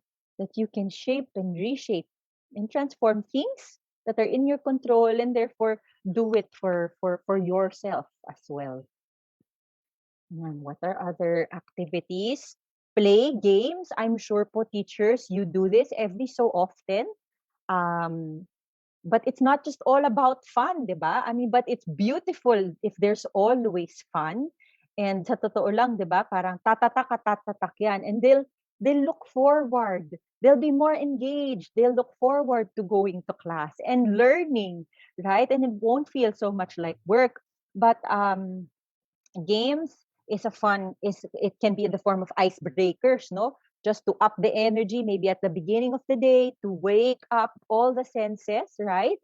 But it can also be a fun way to review concepts, no? Instead of your usual pen and paper quiz na medyo tense at kinakabahan lahat. Not that that's bad altogether, but you can choose an alternative way to review, no, through games. So it promotes healthy competition and also collaboration, no, cooperation, teamwork. So all those good things that are essential, not just in the classroom, not just to achieve academic goals, but for life. It can be built through these simple things, no. And then there's breathing. This we experienced earlier. It's something very basic, but we'll admit, no, it's something that is so taken for granted and something so basic, no. And in the time of COVID, no, I know I'm not alone po in admitting na talagang just how the gift of your breath, no, is equal to the gift of life and another second and moment of life, no. So if you're able to do this with your class, and I personally have done this as a teacher before, no, a minute of silence and just deep breathing before the class, you'll see how it works wonders po with even the youngest of children, no, just to allow that time of calm. It can even be integrated po in your prayer time if you choose to pray in class. And it helps them center and calm themselves down and relax, no? And to just get ready for the rest of the activities that you have for them. So let's not underestimate that. And then there's positive visualization, which is sort of related to breathing, but it's usually done po with a guided script. So if you aren't familiar with this, there are so many resources on the internet. So you can just type that in, and then you can say meditation script for courage or gratefulness. Meron yan parang iba-ibang themes, no? So there's lots of samples on the net. Some samples even were made specifically for kids. So simpler po ang language. If you find that you have time, it would even be best, and we would highly recommend that you translate it po to your own language, no? Kung saan man kayo sa Pilipinas, para talagang mas dama nila, mas pumasok sila dun sa visualization exercises. Yun, and then you reap the benefits of how it relaxes you and brings you really to a good place, no? To a good place, even if it's just in your imagination, but it does affect how you view life, no? And this is what we want to teach our learners as well. All right. And lastly, there's the building of connection and community. And we know po that this can be done in so many ways. Diba? The activities that we mentioned earlier all help to build this. But there are other ways, no? Like individual conversations with your students, right? With each of your students. That's building a sense of connection. Or like group work, or even hopefully ngayon na face-to-face na, sana bumalik na ulit yung mga activities tulad ng sports fest. Kung pwede lang, no? Still of course, taking safety precautions. But these activities are not just fun, really, no? But we think about them, and it does help in building that sense of belonging, that sense of being included. And it is so important for a person not to feel that in family, to feel that in school, and to feel that in your community, even in your classroom, in the little community that your classroom is. It's important to make each student, each member of your classroom feel that, diba? And that's when they recognize that this is a safe space, that I don't have to pretend and I can be myself. And in recognizing that, that's when they can thrive and really blossom and grow and maximize their potentials, no? So win po ito lahat. That's why we're just so excited and passionate to share these with you. And again, we're saying, no, these are things that we know you already know. It's just a good time to remind ourselves about these, especially now that we come back to the face-to-face, no, face-to-face setup in school. So again, just a brief overview of all that we discussed as part of the Smart Play table. So I hope po that at this point you regard these things not as art lang or laro lang, but art in play that is fun but is also beneficial in so many ways. And in what we saw, it helps specifically in healing, 'di ba? Sa pagpapahilom at sa pagbuo ng katauhan ng bawat isa, no, those who engage in it, and also in learning. So these help in in um in reaching and addressing our academic and learning goals there. All right. And just as a reminder, I know we've been saying this na earlier, but we'd like to emphasize that the psychosocial support activities, we encourage you to do as standalone sessions in the way that we did it earlier during the demonstration, no, where there was a complete flow from beginning, middle to end, di ba? Where we had the greetings, the check-in or kumustahan, the guidelines, the main activity, the sharing, the synthesis, the closing, di ba? If you find that you can integrate that regularly, depending on you po, on how regular, that would be so beautiful. That would be the best. But we also encourage you to integrate it into the different subject matters that you are teaching, no? And again, as earlier mentioned, we know that many of these activities you're already doing. but because today we reminded ourselves of the healing and learning aspects of each of these art activities and even play, no, we hope that this encourages you to be more intentional in integrating it into the subjects that you already teach. And lastly, we encourage you also, and I don't think we stressed this enough earlier, no, but we encourage you to personally engage in these activities as well. Allow yourself to play, allow yourself to experience the benefits of art making, no? If you can do it with your students, why not? If you can do it at your own time as part of your self-care, that's also a beautiful, beautiful exercise. All right, we're just going back to this. This is a slide that we shared much earlier, but at this point, and we are towards the last part already of our webinar, we'd like to really encourage you to think of psychosocial support activities, no? To design your own, because we know you are capable of doing so. And then just take these things into consideration. Again, the age and level of your learners. Related to that are their skills and abilities. Ano bang kaya nila, no? Maaaring may iba sa atin, may mga estudyante na merong special needs. So please take into consideration those as well. Diba, we mentioned we can give options or we can give variations. Nothing is set in stone, no? So we can all make adjustments, no? Just for them to be able to engage and reap the benefits also of these activities. Then you can of course also consider their interests, no? Build on their interests.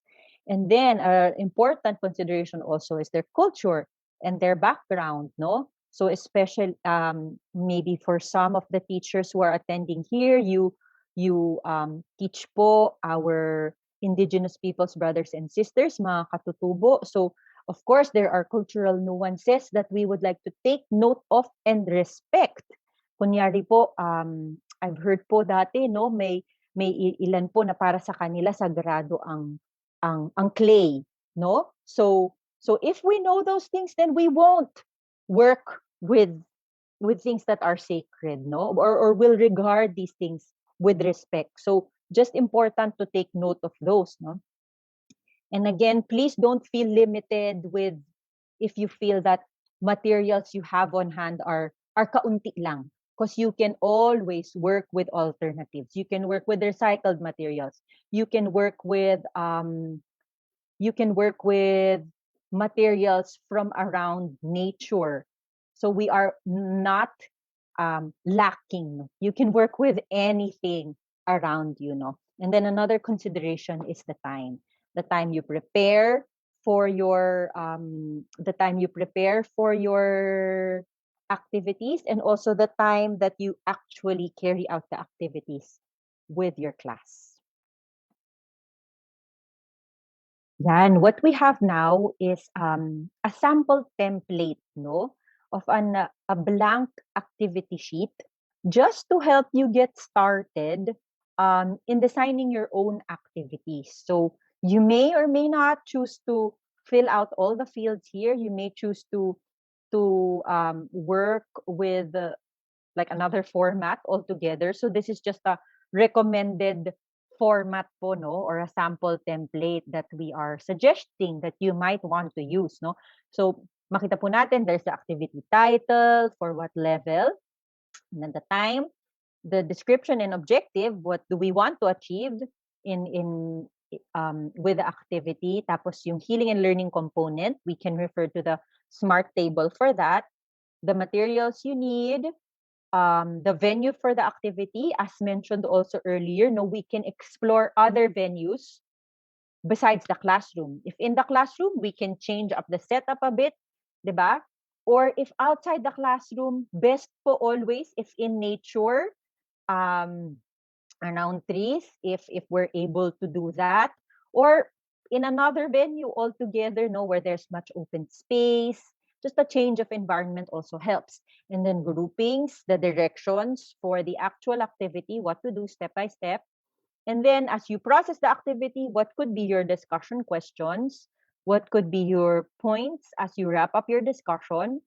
And then what could be your suggestions po for follow-up at home? So this is just a sample template again that you may want to follow as you create your own psychosocial support activities. Ayan, at this point, no, I'm sure po with confidence na kayo sa paglikha ng sarili nyo, and alam po namin, tiwala po kaming kayang-kaya nyo yan. All right, and just to end our lecture part, no, thank you for staying with us throughout this time. We leave you with this very simple message, no? As we enter back into this, parang re-enter into what was normal before the pandemic, which is the face-to-face, we remind ourselves that we are not just there as instructors, no, that we're all just about achieving academic goals, but we're there as a teacher and as a companion. Kalakbay sa Tagalog, no? Kalakbay, meaning nandyan tayo upang sabayan ang ating mga estudyante, ang mga batang ipinagkatiwala sa atin, no? Sabayan at alalayan sila. At kinikilala rin natin, no, na hindi madali ang pinagdaanan ng kahit sino. Hindi madali ang pinagdaanan natin, hindi rin madali ang pinagdaanan o pinagdadaanan nila sa pag-transition natin, no, nitong nakaraang 2 taon na karamihan mula sa bahay ang mga ganap. Ngayon na pabalik na tayo ng face-to-face class. We acknowledge that there will be adjustments. And these adjustments won't happen overnight. And we do these things like design psychosocial support activities, try to integrate them into their subjects, because this is our way of saying, you know what, we're here for you. Whatever you feel, you can be true. This is a safe space. And then we'll ease our way in, no? We'll take it gently. We'll take it gradually. We'll make baby steps together, no? And it's beautiful lang po to be able to encourage our students, no matter how young or old na sila, no? Pero I know po we are one in wanting to be true and genuine teacher companions to our children. Ayan. And the last note there is that one can't pour from an empty cup.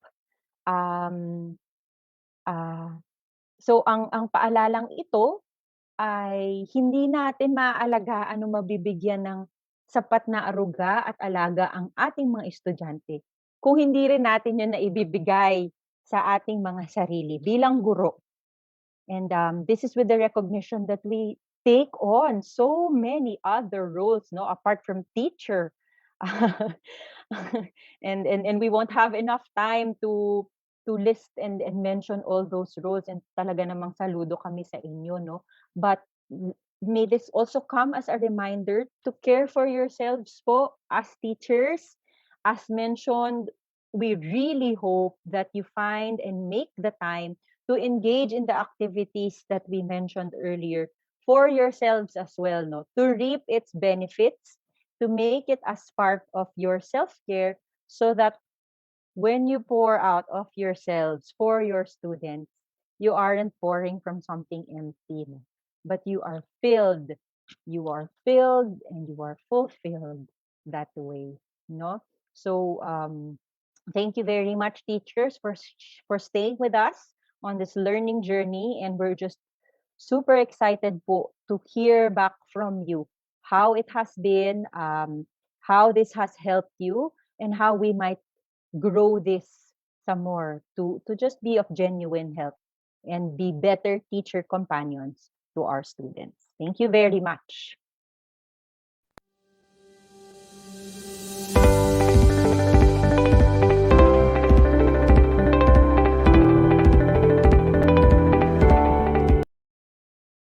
Ayan, no? So, being a teacher companion. Wow! Maraming salamat sa paalala, Miss Rainy. Naku, napakarami talagang nanonood sa atin ngayong hapon at kabilang na doon ang mga guidance advocates ng Camarines Sur National High School mula sa Naga City. Hello po sa inyo, no? Ngayon, patapos na po tayo ng ating orientation, no? Sana ay mas buo ang ating isipan tungkol sa psychosocial support, no? Medyo maraming kailangan tandaan, pero naniniwala po kami na kayang-kaya nyo po yan, no? Lagi para sa mga bata. Naniniwala kami na ito, no, lahat ng usapan natin ngayong hapon, natural na po ito sa inyong mga guro, di ba? Kapag tayo gumagawa ng lesson plan, syempre inisip po natin yung kanilang mga edad, yung grade level, di ba? Yung skills and abilities sa kanilang interests. So yun po lahat ng kaalaman natin bilang guro, no? It's just being applied here in conducting psychosocial support. At syempre, no, nandito rin naman po ang iyong buong DepEd family, no, upang magbigay ng suporta sa ating mga pagtutupad, no, ng psychosocial support. Ayan. So, para naman marinig natin ano-ano nga bang iba't ibang mga katanungan, no, o paglilinaw mula sa ating mga kaguruan, ay magkakaroon po tayo ng open forum. So, for our viewers, feel free, no, to send your questions in the comments and we will answer them this afternoon. So, again, I would like to welcome back our speakers, no, Miss Rainy, Miss TJ, and Miss Marielle for the open forum. Palakpakan po natin sila. Ayan, hello po. Hi, Miss Rainy, Miss TJ, and Miss Marielle. Magandang hapon po. Ayan, so nandito na po tayo ngayon sa ating open forum, no? Actually, may isa na po talaga tayong tanong, no? Mula sa isang participants. Siguro po ang guro na ito ay guro na isang SPED class, no? Kaya ang katanungan po niya, no? And anybody from our speakers is free to answer this. Paano nga po i-conduct ang psychosocial support activities sa mga learners with disabilities or learners with special needs? I'd like to go first. Yes. Good afternoon, and thank you for that wonderful question. So, like what Miss Rainey said earlier, we can adjust. We can adjust the activities based on the abilities of our learners. Okay, so teachers, you know your students very well, so you can you know what they need and what their capabilities are. So with just a little bit of extra planning, you can make sure that the instructions are easier for them. You can simplify it for them, and you can go with them step by step throughout the whole activity. And of course, we give them extra time so that they can do the art activity. What's important is that our learners have the idea that they can. They get the feeling that they can do the art. Just that feeling of accomplishment. So that's the important part there that we're looking for. So that's good. Thank you. Yan. Thank you so much, Miss Marielle. Napakaganda ng sinabi niya, no? So, basihan po natin yung pagkakakilala natin sa ating mga learners, no? How do you know your learners, and you can tweak the activities based on that, diba? At ang mahalaga is, by the end of it, no, they get a sense of accomplishment. Yun yung payo sa atin ni Miss Marielle, no? A sense of accomplishment. So kahit anong type of learner po yan, no, kayang-kaya po natin gawin yan. Would anybody else from our speakers like to add anything po? Okay, all good. Siguro, Go ahead po. Kung okay lang, no, to refer to our to make us an example, to use an example po, our main activity earlier, no, yung feeling circle. So kanina po, ginawa natin siya with the assumption na kaya na ng participants like you po teachers no na umupo tapos mag-drawing ng circle mag-isa. So ang suggestion po namin doon sirs and ma'ams ay pwede po tayong gumawa ng variations. So paano? Kunyari po kung medyo mas bata yung participants natin no, pwedeng alalayan natin sila or kung merong learners with certain learning disabilities, pwedeng tabihan natin, bigyan natin ng extra support or gawin nating may variations to the entire activity altogether wherein iba talaga siya for everyone. Meaning, kunyari, kung mas bata, instead of just letting them draw a circle, baka pwedeng may mga emoji pictures or emoji drawings na chalk lang sa semento no sa labas tapos takbo sila kung saan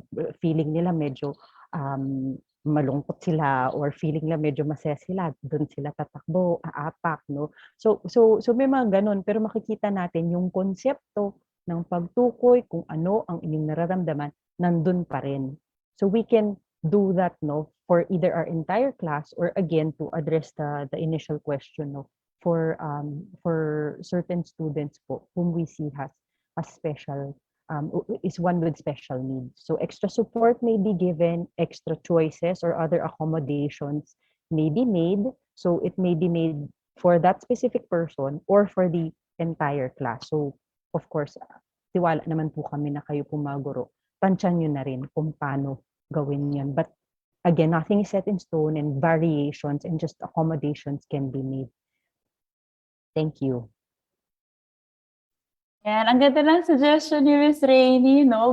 Gumamit po tayo ng mga kung ano lang ang nasa kapaligiran natin. No? And I would just like to add, Miss Rainy, halimbawa, we can actually use music as well. No? Natandaan ko lang nung binabanggit niyo yung activity. No? The important thing is to remember what is the activity for. So if it is for self-expression, no, how can we tweak it but still taking into account yung main target natin, which is self-expression. No? Halimbawa, naisip ko lang po, no, for learners, for example, with visual disability.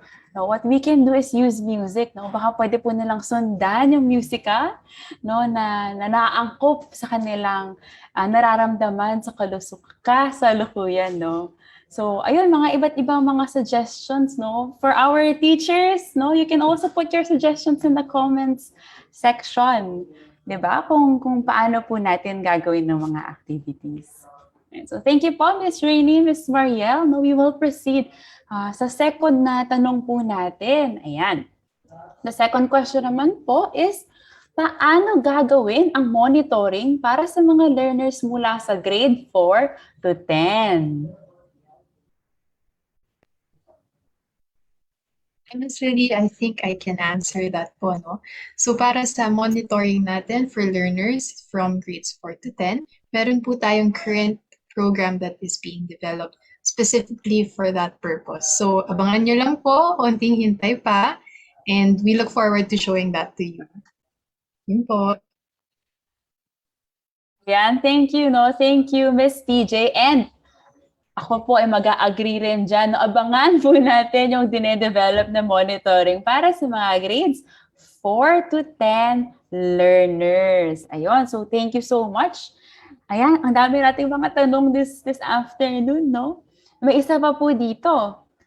Bilang isang guro, no, paano ko po ihihikayat ang mga magulang ng aking mag-aaral na makilahok sa pagpapataguyod no, ng kalusugang pangkaisipan ng kanilang mga anak. Oh, so kanina, meron tayong commenter no, about yung doing these activities sa bahay. No? At yun, this question is surfacing as well.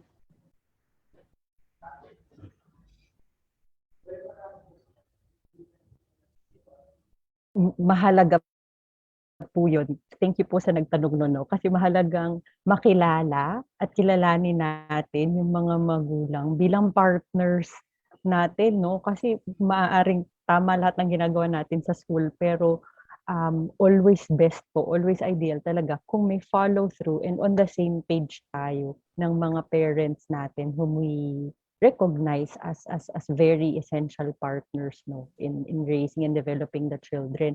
So siguro po nagsisimula yan sa, and there are many ways po, no, of teaching them or maybe giving input, no. It can be very formal ways like cascading this webinar if you would so wish, pero pwede rin pong parang sa mga more informal ways na pag nakikipag-usap lang kayo, alam mo mami, okay po, sa totoo lang kung sabayan nyo lang po yung mga anak nyo, kung feeling po nilang umiyak, siguro pigilan na lang muna natin ang sarili nating sabihin, tama na o wag na, no? Parang siguro nagsisimula sa ganun na maging aware sila na all feelings are valid. Ang daling sabihin, no? Pero sa totoo lang, in the heat of the moment, kunyari, ang feeling ay kalungkutan o frustration o galit. Ang hirap ang hirap maano, pero mahalaga yung ma-establish natin at siguro mapaalalahanan natin sa mga magulang na sa totoo lang, pag pinagdadaanan ito ng inyong mga anak at kahit ninyo, no, ang pinakakailangan muna ay masamahan lang muna sila. So as we try to do it as teacher companions, it's important that the parents also, of course, as their primary caregivers, find that this role is also important. And it's hard, it's difficult at first, no? But we do have to recognize how important it is, no, to embrace all these big feelings, whether pleasant or unpleasant, no. Wala kasing tama o mali, no. Minsan nagkakamali lang pag may action na about those feelings na outwardly show na negative, no. But I think it begins with that.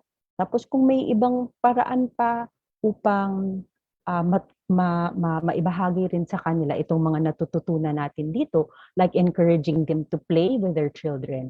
Sabi mo, alam niyo mami, sa totoo lang ang paglalaro, hindi yan sayang sa oras.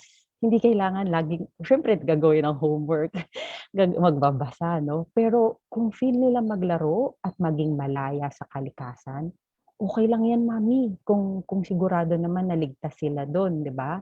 So yung mga ganon, na malaman lang nila na may science, may psychology that supports this. So it's okay.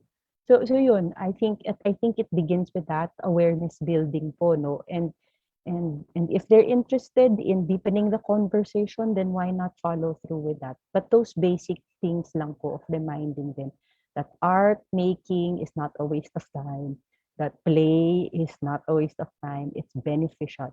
Moving around and doing other things apart from sitting down and nakatutok sa cellphone is always good, no? So yun po ang mga basic lang naman, alam natin yan lahat, pero magandang maipaalala sa mga magulang. Yun po. Yan, napakasiksik ng sagot ni Miss Rainy. Thank you so much, no? So, it can be very simple as yung raising of awareness, no, sa ating mga parents. You can share this video, you can share the materials, no? Or simply letting them know na okay lang po maglaro, no? Okay lang po gumawa ng mga arts activities. Hindi po ito sayang sa oras, no? In fact, it can help the learners or their kids, no, for that matter. At yung sabi rin po ni Ms. Rainy, no, it can be as simple as being with them, no. Samahan lang po natin sila sa mga pakiramdam nila, kung ano po yung kalagayan ng ating mga anak, no, ng ating mga learners. Samahan lang din po natin sila. So thank you so much sa nagtanong, no, at maraming salamat din po kay Ms. Rainy. So we proceed Lil, na. Yes po, yes pasensya po. na, kung pwede lang dagdagan, no? Go ahead. Nagsisimula, pasensya na dahil mainit ng ating usapan. Kung nagsimula na sa chika at nakita naman na open ang parents, no? Tapos sina teachers ay medyo gamay na rin ang pagpapatakbo nitong psychosocial support activity sa classroom. Next step would be, and a recommendation, no, would be to invite the parents over and have mini sessions with their kids in school para ma-experience rin nila. Kasi as we said in our lecture, no, parang these things that we're teaching really are not just for kids, but for adults as well. And the benefits talaga are surprising, no? And it would be beautiful for the parents to experience it firsthand and see na, wow, ito ang naging dulot sa akin. And dahil naranasan ko siya, believe ako na this will do good for my children as well. So that can be another step po that we really encourage that the teachers to do. Yan po. Yun, no? So, paalala po mula kay Miss Rainey, no? You can let them experience firsthand, yung ating mga parents, what it is like to be supported, no? Para maintindihan nila na, ganito pala, no? Kaya ko rin pala tong gawin, no? Sa aking mga anak. Ayan. Thank you, Miss Rainey, no? Ang dami nating questions. Grabe, no? Isusunod ko na po ito. Ang tanong po ay, could Bible storytelling be used in psychosocial support activity? Oh, let's see. Could Bible storytelling be used as a psychosocial support activity?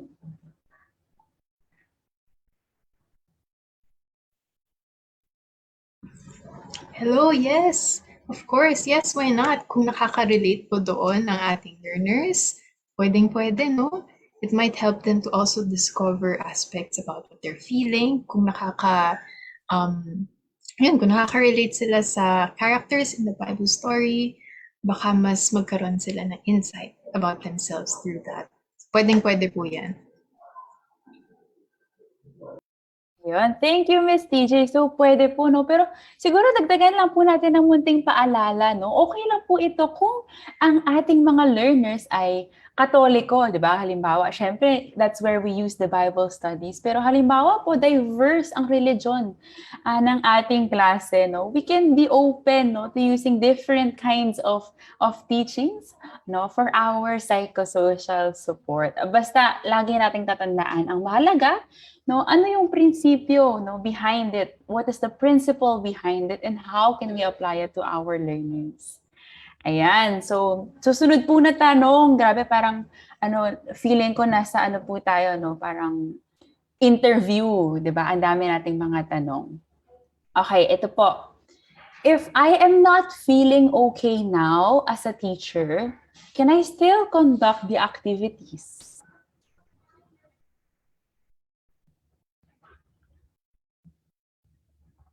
May I? Yes.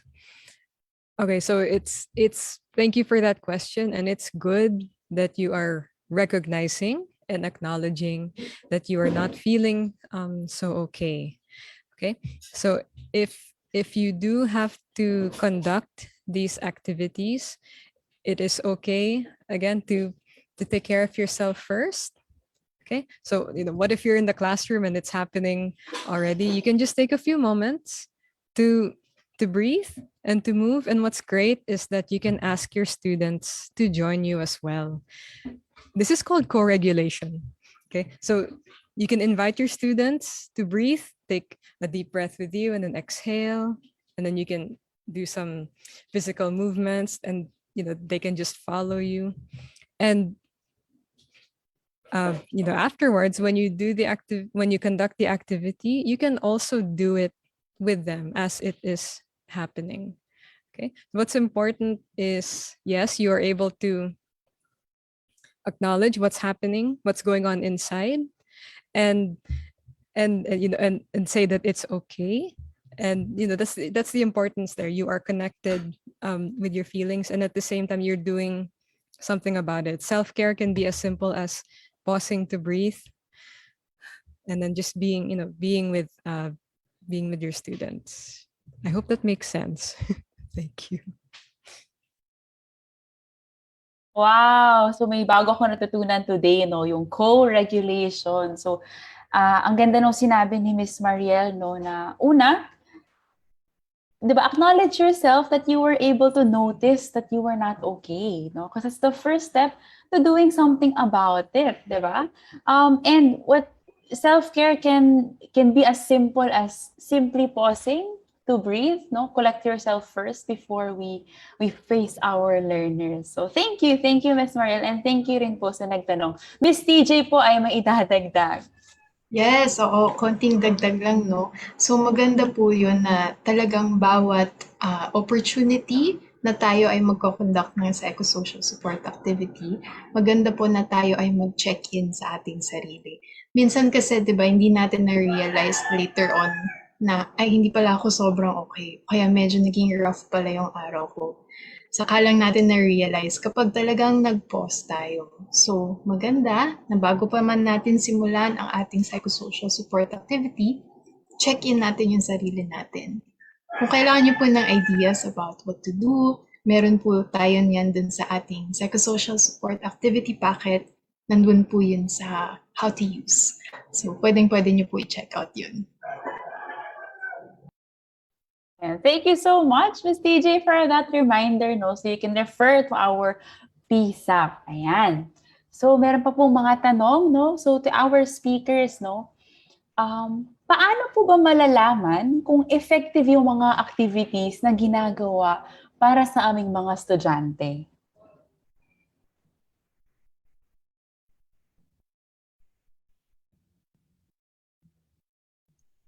Ayan, sige.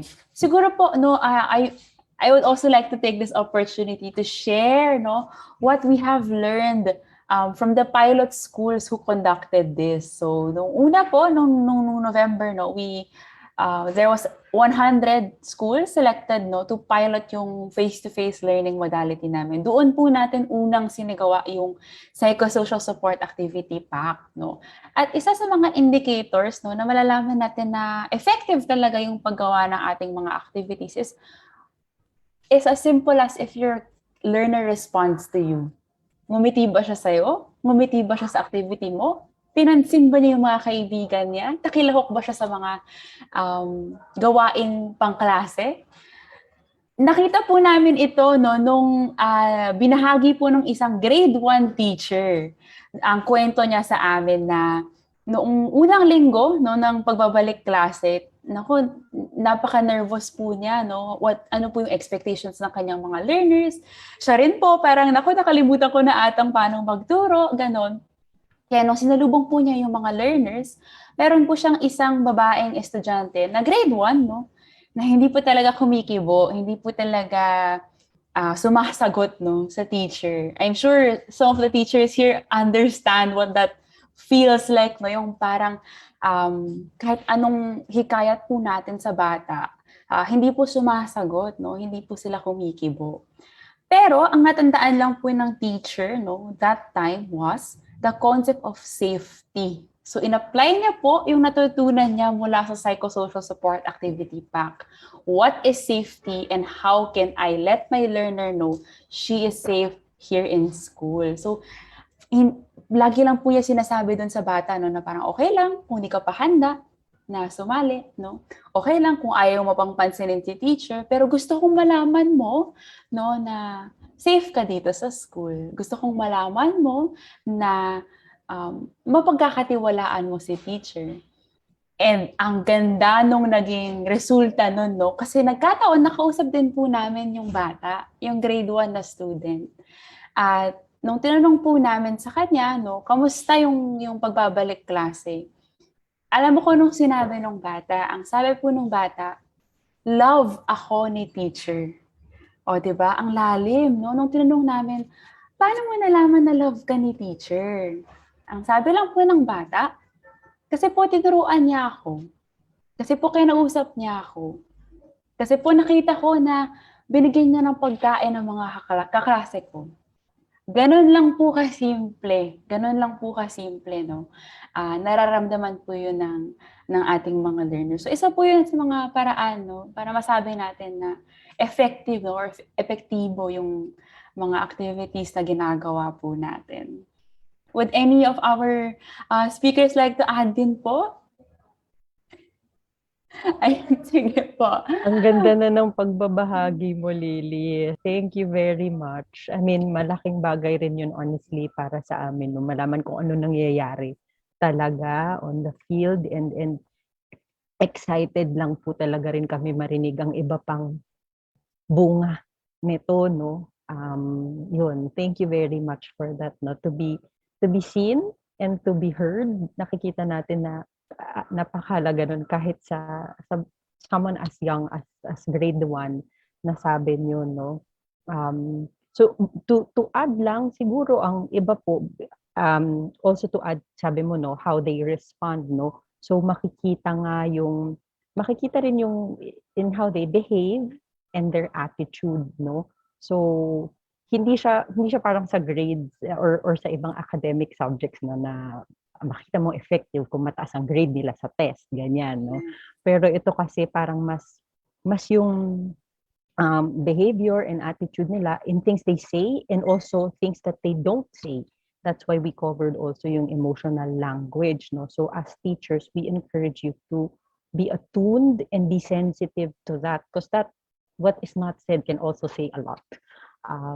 Ayun po. And we'd like to highlight that children need attention, no? And when they're given attention, caring attention, no, na hindi pa laging sinasaway or laging parang padisiplina. Of course, that's also very necessary. But yeah, they're assured that they're loved, that they're in a safe space, and really that makes that prepares the way for them to learn, to thrive, to grow, and all these good things that we hope and dream for them will come when they are assured that they are loved and they're cared for and they are safe where they are at. So Yun, Thank you. Thank you, Miss Rainy. No, grabe, ang saya talaga maging guro, di ba? Just thinking about the potential of what we can do with our learners. No? Ang saya maging guro, di ba? Ayan, so meron pa rin po tayong mga questions, no? Papatuloy ko po. Ito naman po, no? Paano po maa-apply ang psychosocial strategy sa mga mag-aaral ng grade 4 na walang interes matuto ang sarili niya? Hindi po marunong magbasa. Maraming intervention na ang ginawa. Paano po maa-apply ang psychosocial support strategy?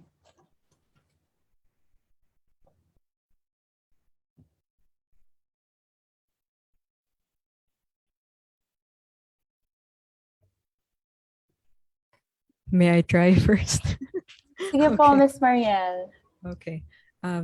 Interesting situation. Mm-mm. Again, when it comes to psychosocial support, we want to establish safety. And I think similar yung situation with what this Lily shared earlier. So we meet the learner where they are at that time. So if they don't want to engage with the activities yet, we don't have to force them, but we can let them know that if they feel safe and ready to do so, they can always join and participate. Okay. So like for now, they can just observation. That's all. That's some part of participation in a way, but it's like safer. So we just, again, it's like, you ease them into it. And then if they're not able to read, we make adjustments to that. We can read the instructions out loud. We don't have to use words or writing with the art activities.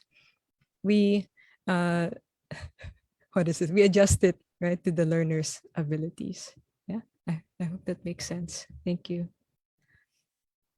Thank you, Miss Mariel. I think that also highlights yung kanina nating sinasabi na the language of the children is arts, no, and play. So kahit hindi po tayo marunong magbasa yung bata po, no, marami pa rin pong paraan na mahikayat ang mga bata, no, or mabigyan silang suporta, di ba?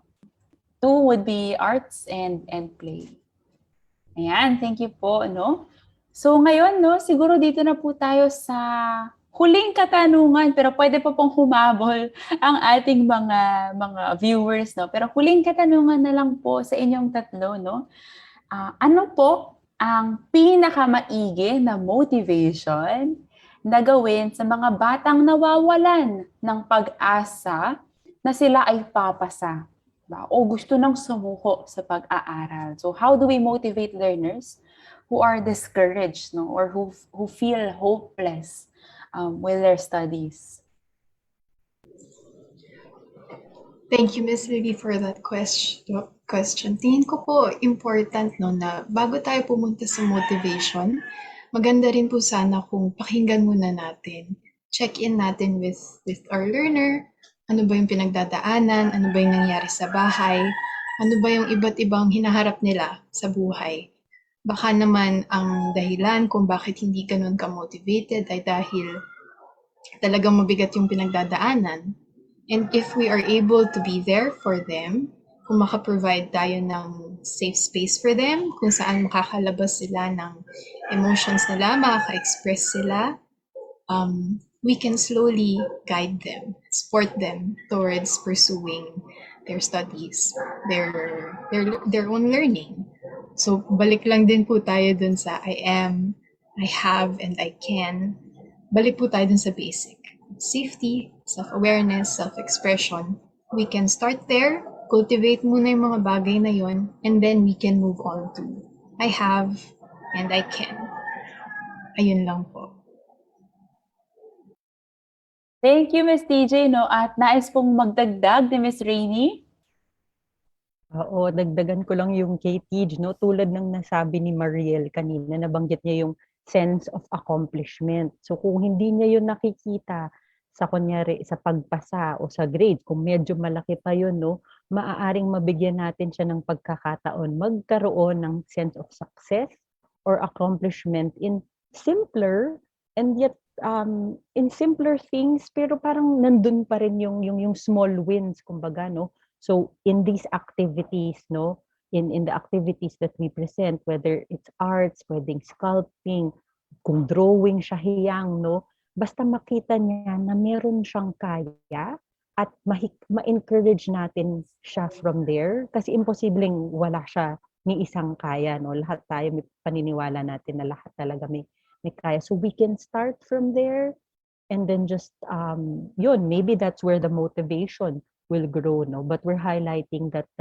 there can be a sense of success and accomplishment even in smaller, simpler things, if not that big, daunting thing just yet. Thank you. Thank you, Miss Rainy. Thank you, Miss TJ, no? So, balik po tayo sa basics, no? Tandaan natin yung I am, I have, I can. At syempre po, no, we highlight yung sense of accomplishment kahit hindi po sa mga malalaking bagay, kahit po sa mga munting tagumpay, no, ang mga small wins na tinatawag, we can acknowledge those as well. So, grabe kasi galing sa mga tanong, no, di ba nararamdaman natin yung concern ng mga teachers, no? Yung pagmamahal nila sa kanilang mga estudyante, lahat ng mga tanong, no? Parang galing po siya sa lugar ng concern, no? Pag-aalaga, pag-aaruga, pagmamahal sa mga learners. And thank you to all the teachers who are watching. Thank you to all the teachers, no, who are championing mental health, no? At tandaan ninyo, no, sa mga pagkakataong sa tingin nyo, naku, mahirap na ata ito, no? We learn to link, no, the support to a professional or even to our colleagues, no? Humingi po tayo ng tulong, no? Lagi po yan nandyan. So maraming salamat po, no, sa tatlo nating magagandang mga resource speakers this morning, this afternoon. Thank you so much, no? For the very fruitful session, no? Napakarami pong nag-enjoy ng ating orientation. And now we would like to proceed to present to you the certificate of appreciation. So, ipapakita lang po natin yan sa screen, no? We would like to present the certificate of appreciation to Miss Isabel Z. Sarmiento for being the resource person in the orientation on the conduct and facilitation of psychosocial support for learners on April 7, 2022. Ito po si Ma'am Rainy, no? Syempre, pangalawa po, no, we would also like to present the certificate to Miss Maria Therese Jose or si Miss TJ, no, for also serving as our resource person this afternoon. At panghuli, syempre, hindi po natin marilimutan, no? Si Miss Mariel, no? Miss Marinella Y. Paulino, for serving also as a resource person this afternoon. So, palakpakan po natin sila, no? Pusuan po natin sila, bigyan po natin sila ng thumbs up sa ating mga viewers this afternoon. Ayan. So, we will proceed, no? Syempre, may closing din po tayong gagawin this afternoon, no? I would like to welcome, no, my colleague, no, Mr. Orlando Barachina, Project Development Officer for the closing remarks this afternoon. Thank you very much, Lily. Yan, thank you very much sa ating unang-una. Pasalamatan ko po muna yung ating mahuhusay na speakers. Maraming salamat po no, sa ating yung partner natin, ang Magis Philippines po. No? Of course, headed by their director po. Maraming salamat po for giving your technical assistance sa ating mga teachers po nationwide. At this is a remarkable activity sa DepEd po because we would be able to not just share the skills that they have learned today, but to really touch lives of our learners nationwide. As teachers po kasi, no, yung talagang mantra ng mga teachers is, to teach is to touch lives. And for them to be able, this is talagang malaking bagay yung shinare po ninyo sa ating mga kasamahan na guro sa Department of Education. So, yun binanggit naman kanina, no, yung naging summary ng inyong mga discussion. Nakakatuwa lang dahil binabalikan ko rin, no, nung ako'y naging guro din, na nagturo din sa high school. Talagang malapit sa puso nating mga teachers, yung mga shinare din sa atin ng mga speakers. And I know hindi malaking adjustment yung gagawin natin dito dahil parang innate naman na sa atin as teachers, no, on how to guide our learners, on how to touch their lives, and of course on how to really instill values and hone their talents para maging potential talaga sila, no, as citizens of the country. And of course, with this, I would like to say thank you as well to our participants, to the teachers po na nandito, no. We hope that we were able to provide necessary guidance for you to be able to guide your learners specifically sa pag-open po natin, no, ng expansion ng face-to-face classes. And this is necessary for them, no, lalo na ng ating mga learners, for them to be able to, somehow return to normalcy, ika nga, na tinatawag natin. And sabi ko nga, itong particular activity na ginawa natin ngayong araw, I hope na hindi lang siya matapos today, but we will be able to continue this advocacy and translate this advocacy into actions. Yun po yung pinakamahalaga doon. Meaning, we really have to implement this, and our team from central office will be monitoring the activity so that we would make sure that the necessary support is provided and necessary guidance po ay talagang maibigay po, no, sa ating mga kasamahang guro. Just tell us your needs po from the ground, especially technical assistance on this matter, and the team would be very willing to provide assistance anytime through our regional and division offices. Thank you very much po to our regional directors and schools division superintendents po na ng ating mga concerned participants po na nandito. Maraming salamat po sa suporta ninyo. At gaya nga na lagi nating sinasabi dito sa mental health, no, psychosocial support services, sabi nga natin, no, basta't sama-sama, kayang-kaya, no? At kayang-kaya, basta't sama-sama. Once again, thank you very much to everyone. Good afternoon.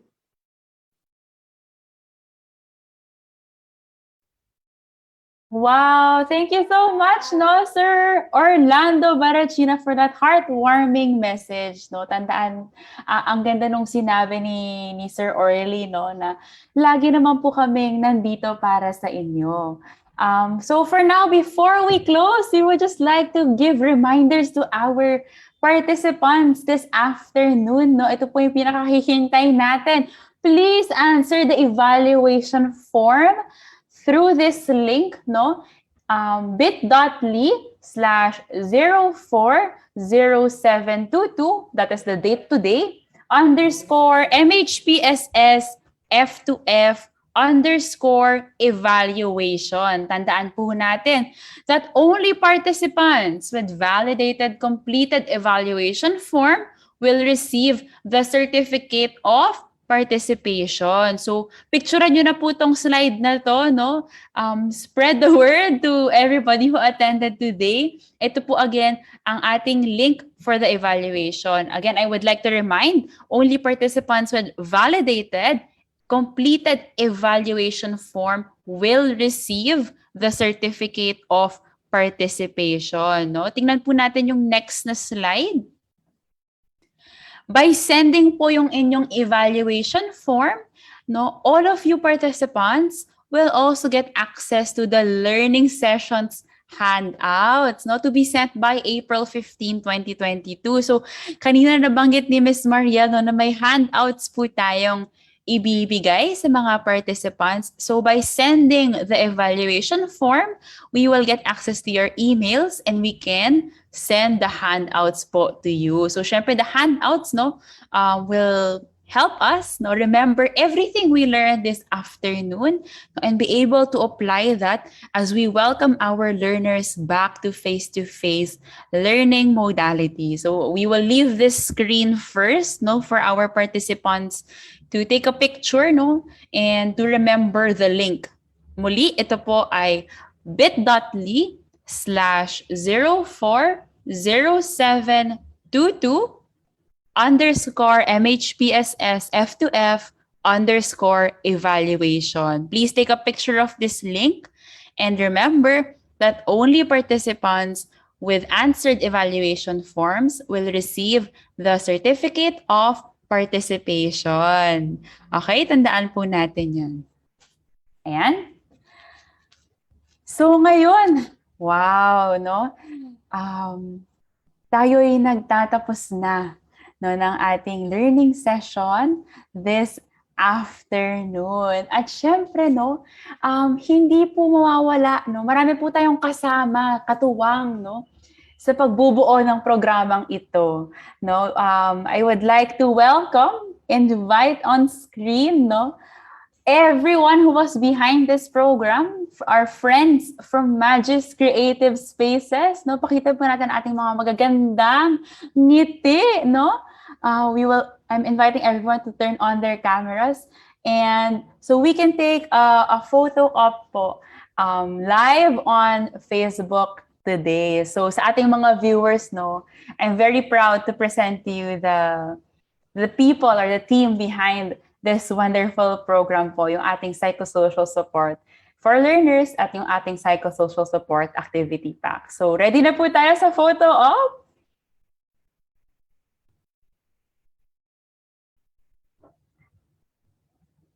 Ayan. So may we request po first to stop the share screen so that we can see the gallery view.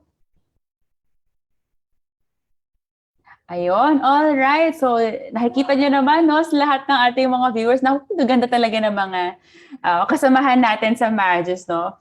So ngiti po tayo, no. 3, 2, 1, smile. Ayan, isa pa po, gawa po tayo ng heart or ng puso, no? Kasi yun po ang binigay ng mga viewers sa inyo, ibalik po natin ang mga puso. So, heart, 3, 2, 1, smile! Ayan, okay, so, ayun po muli, no? Ito po yung team na bumubuo na ating programa this afternoon. Thank you so much. Congratulations to everyone. No, thank you for the love you are giving to our teachers, to our learners. Thank you for being our champions, no. At ayun, dito po nagtatapos ang ating orientation this afternoon. Muli, ako po si Lily mula sa Disaster Risk Reduction and Management Service ng DepEd's Central Office. Ako po ay napakasaya na makasama kayo ngayong hapon, no? Sa susunod po muli, no? Paalam po sa inyo. Thank you!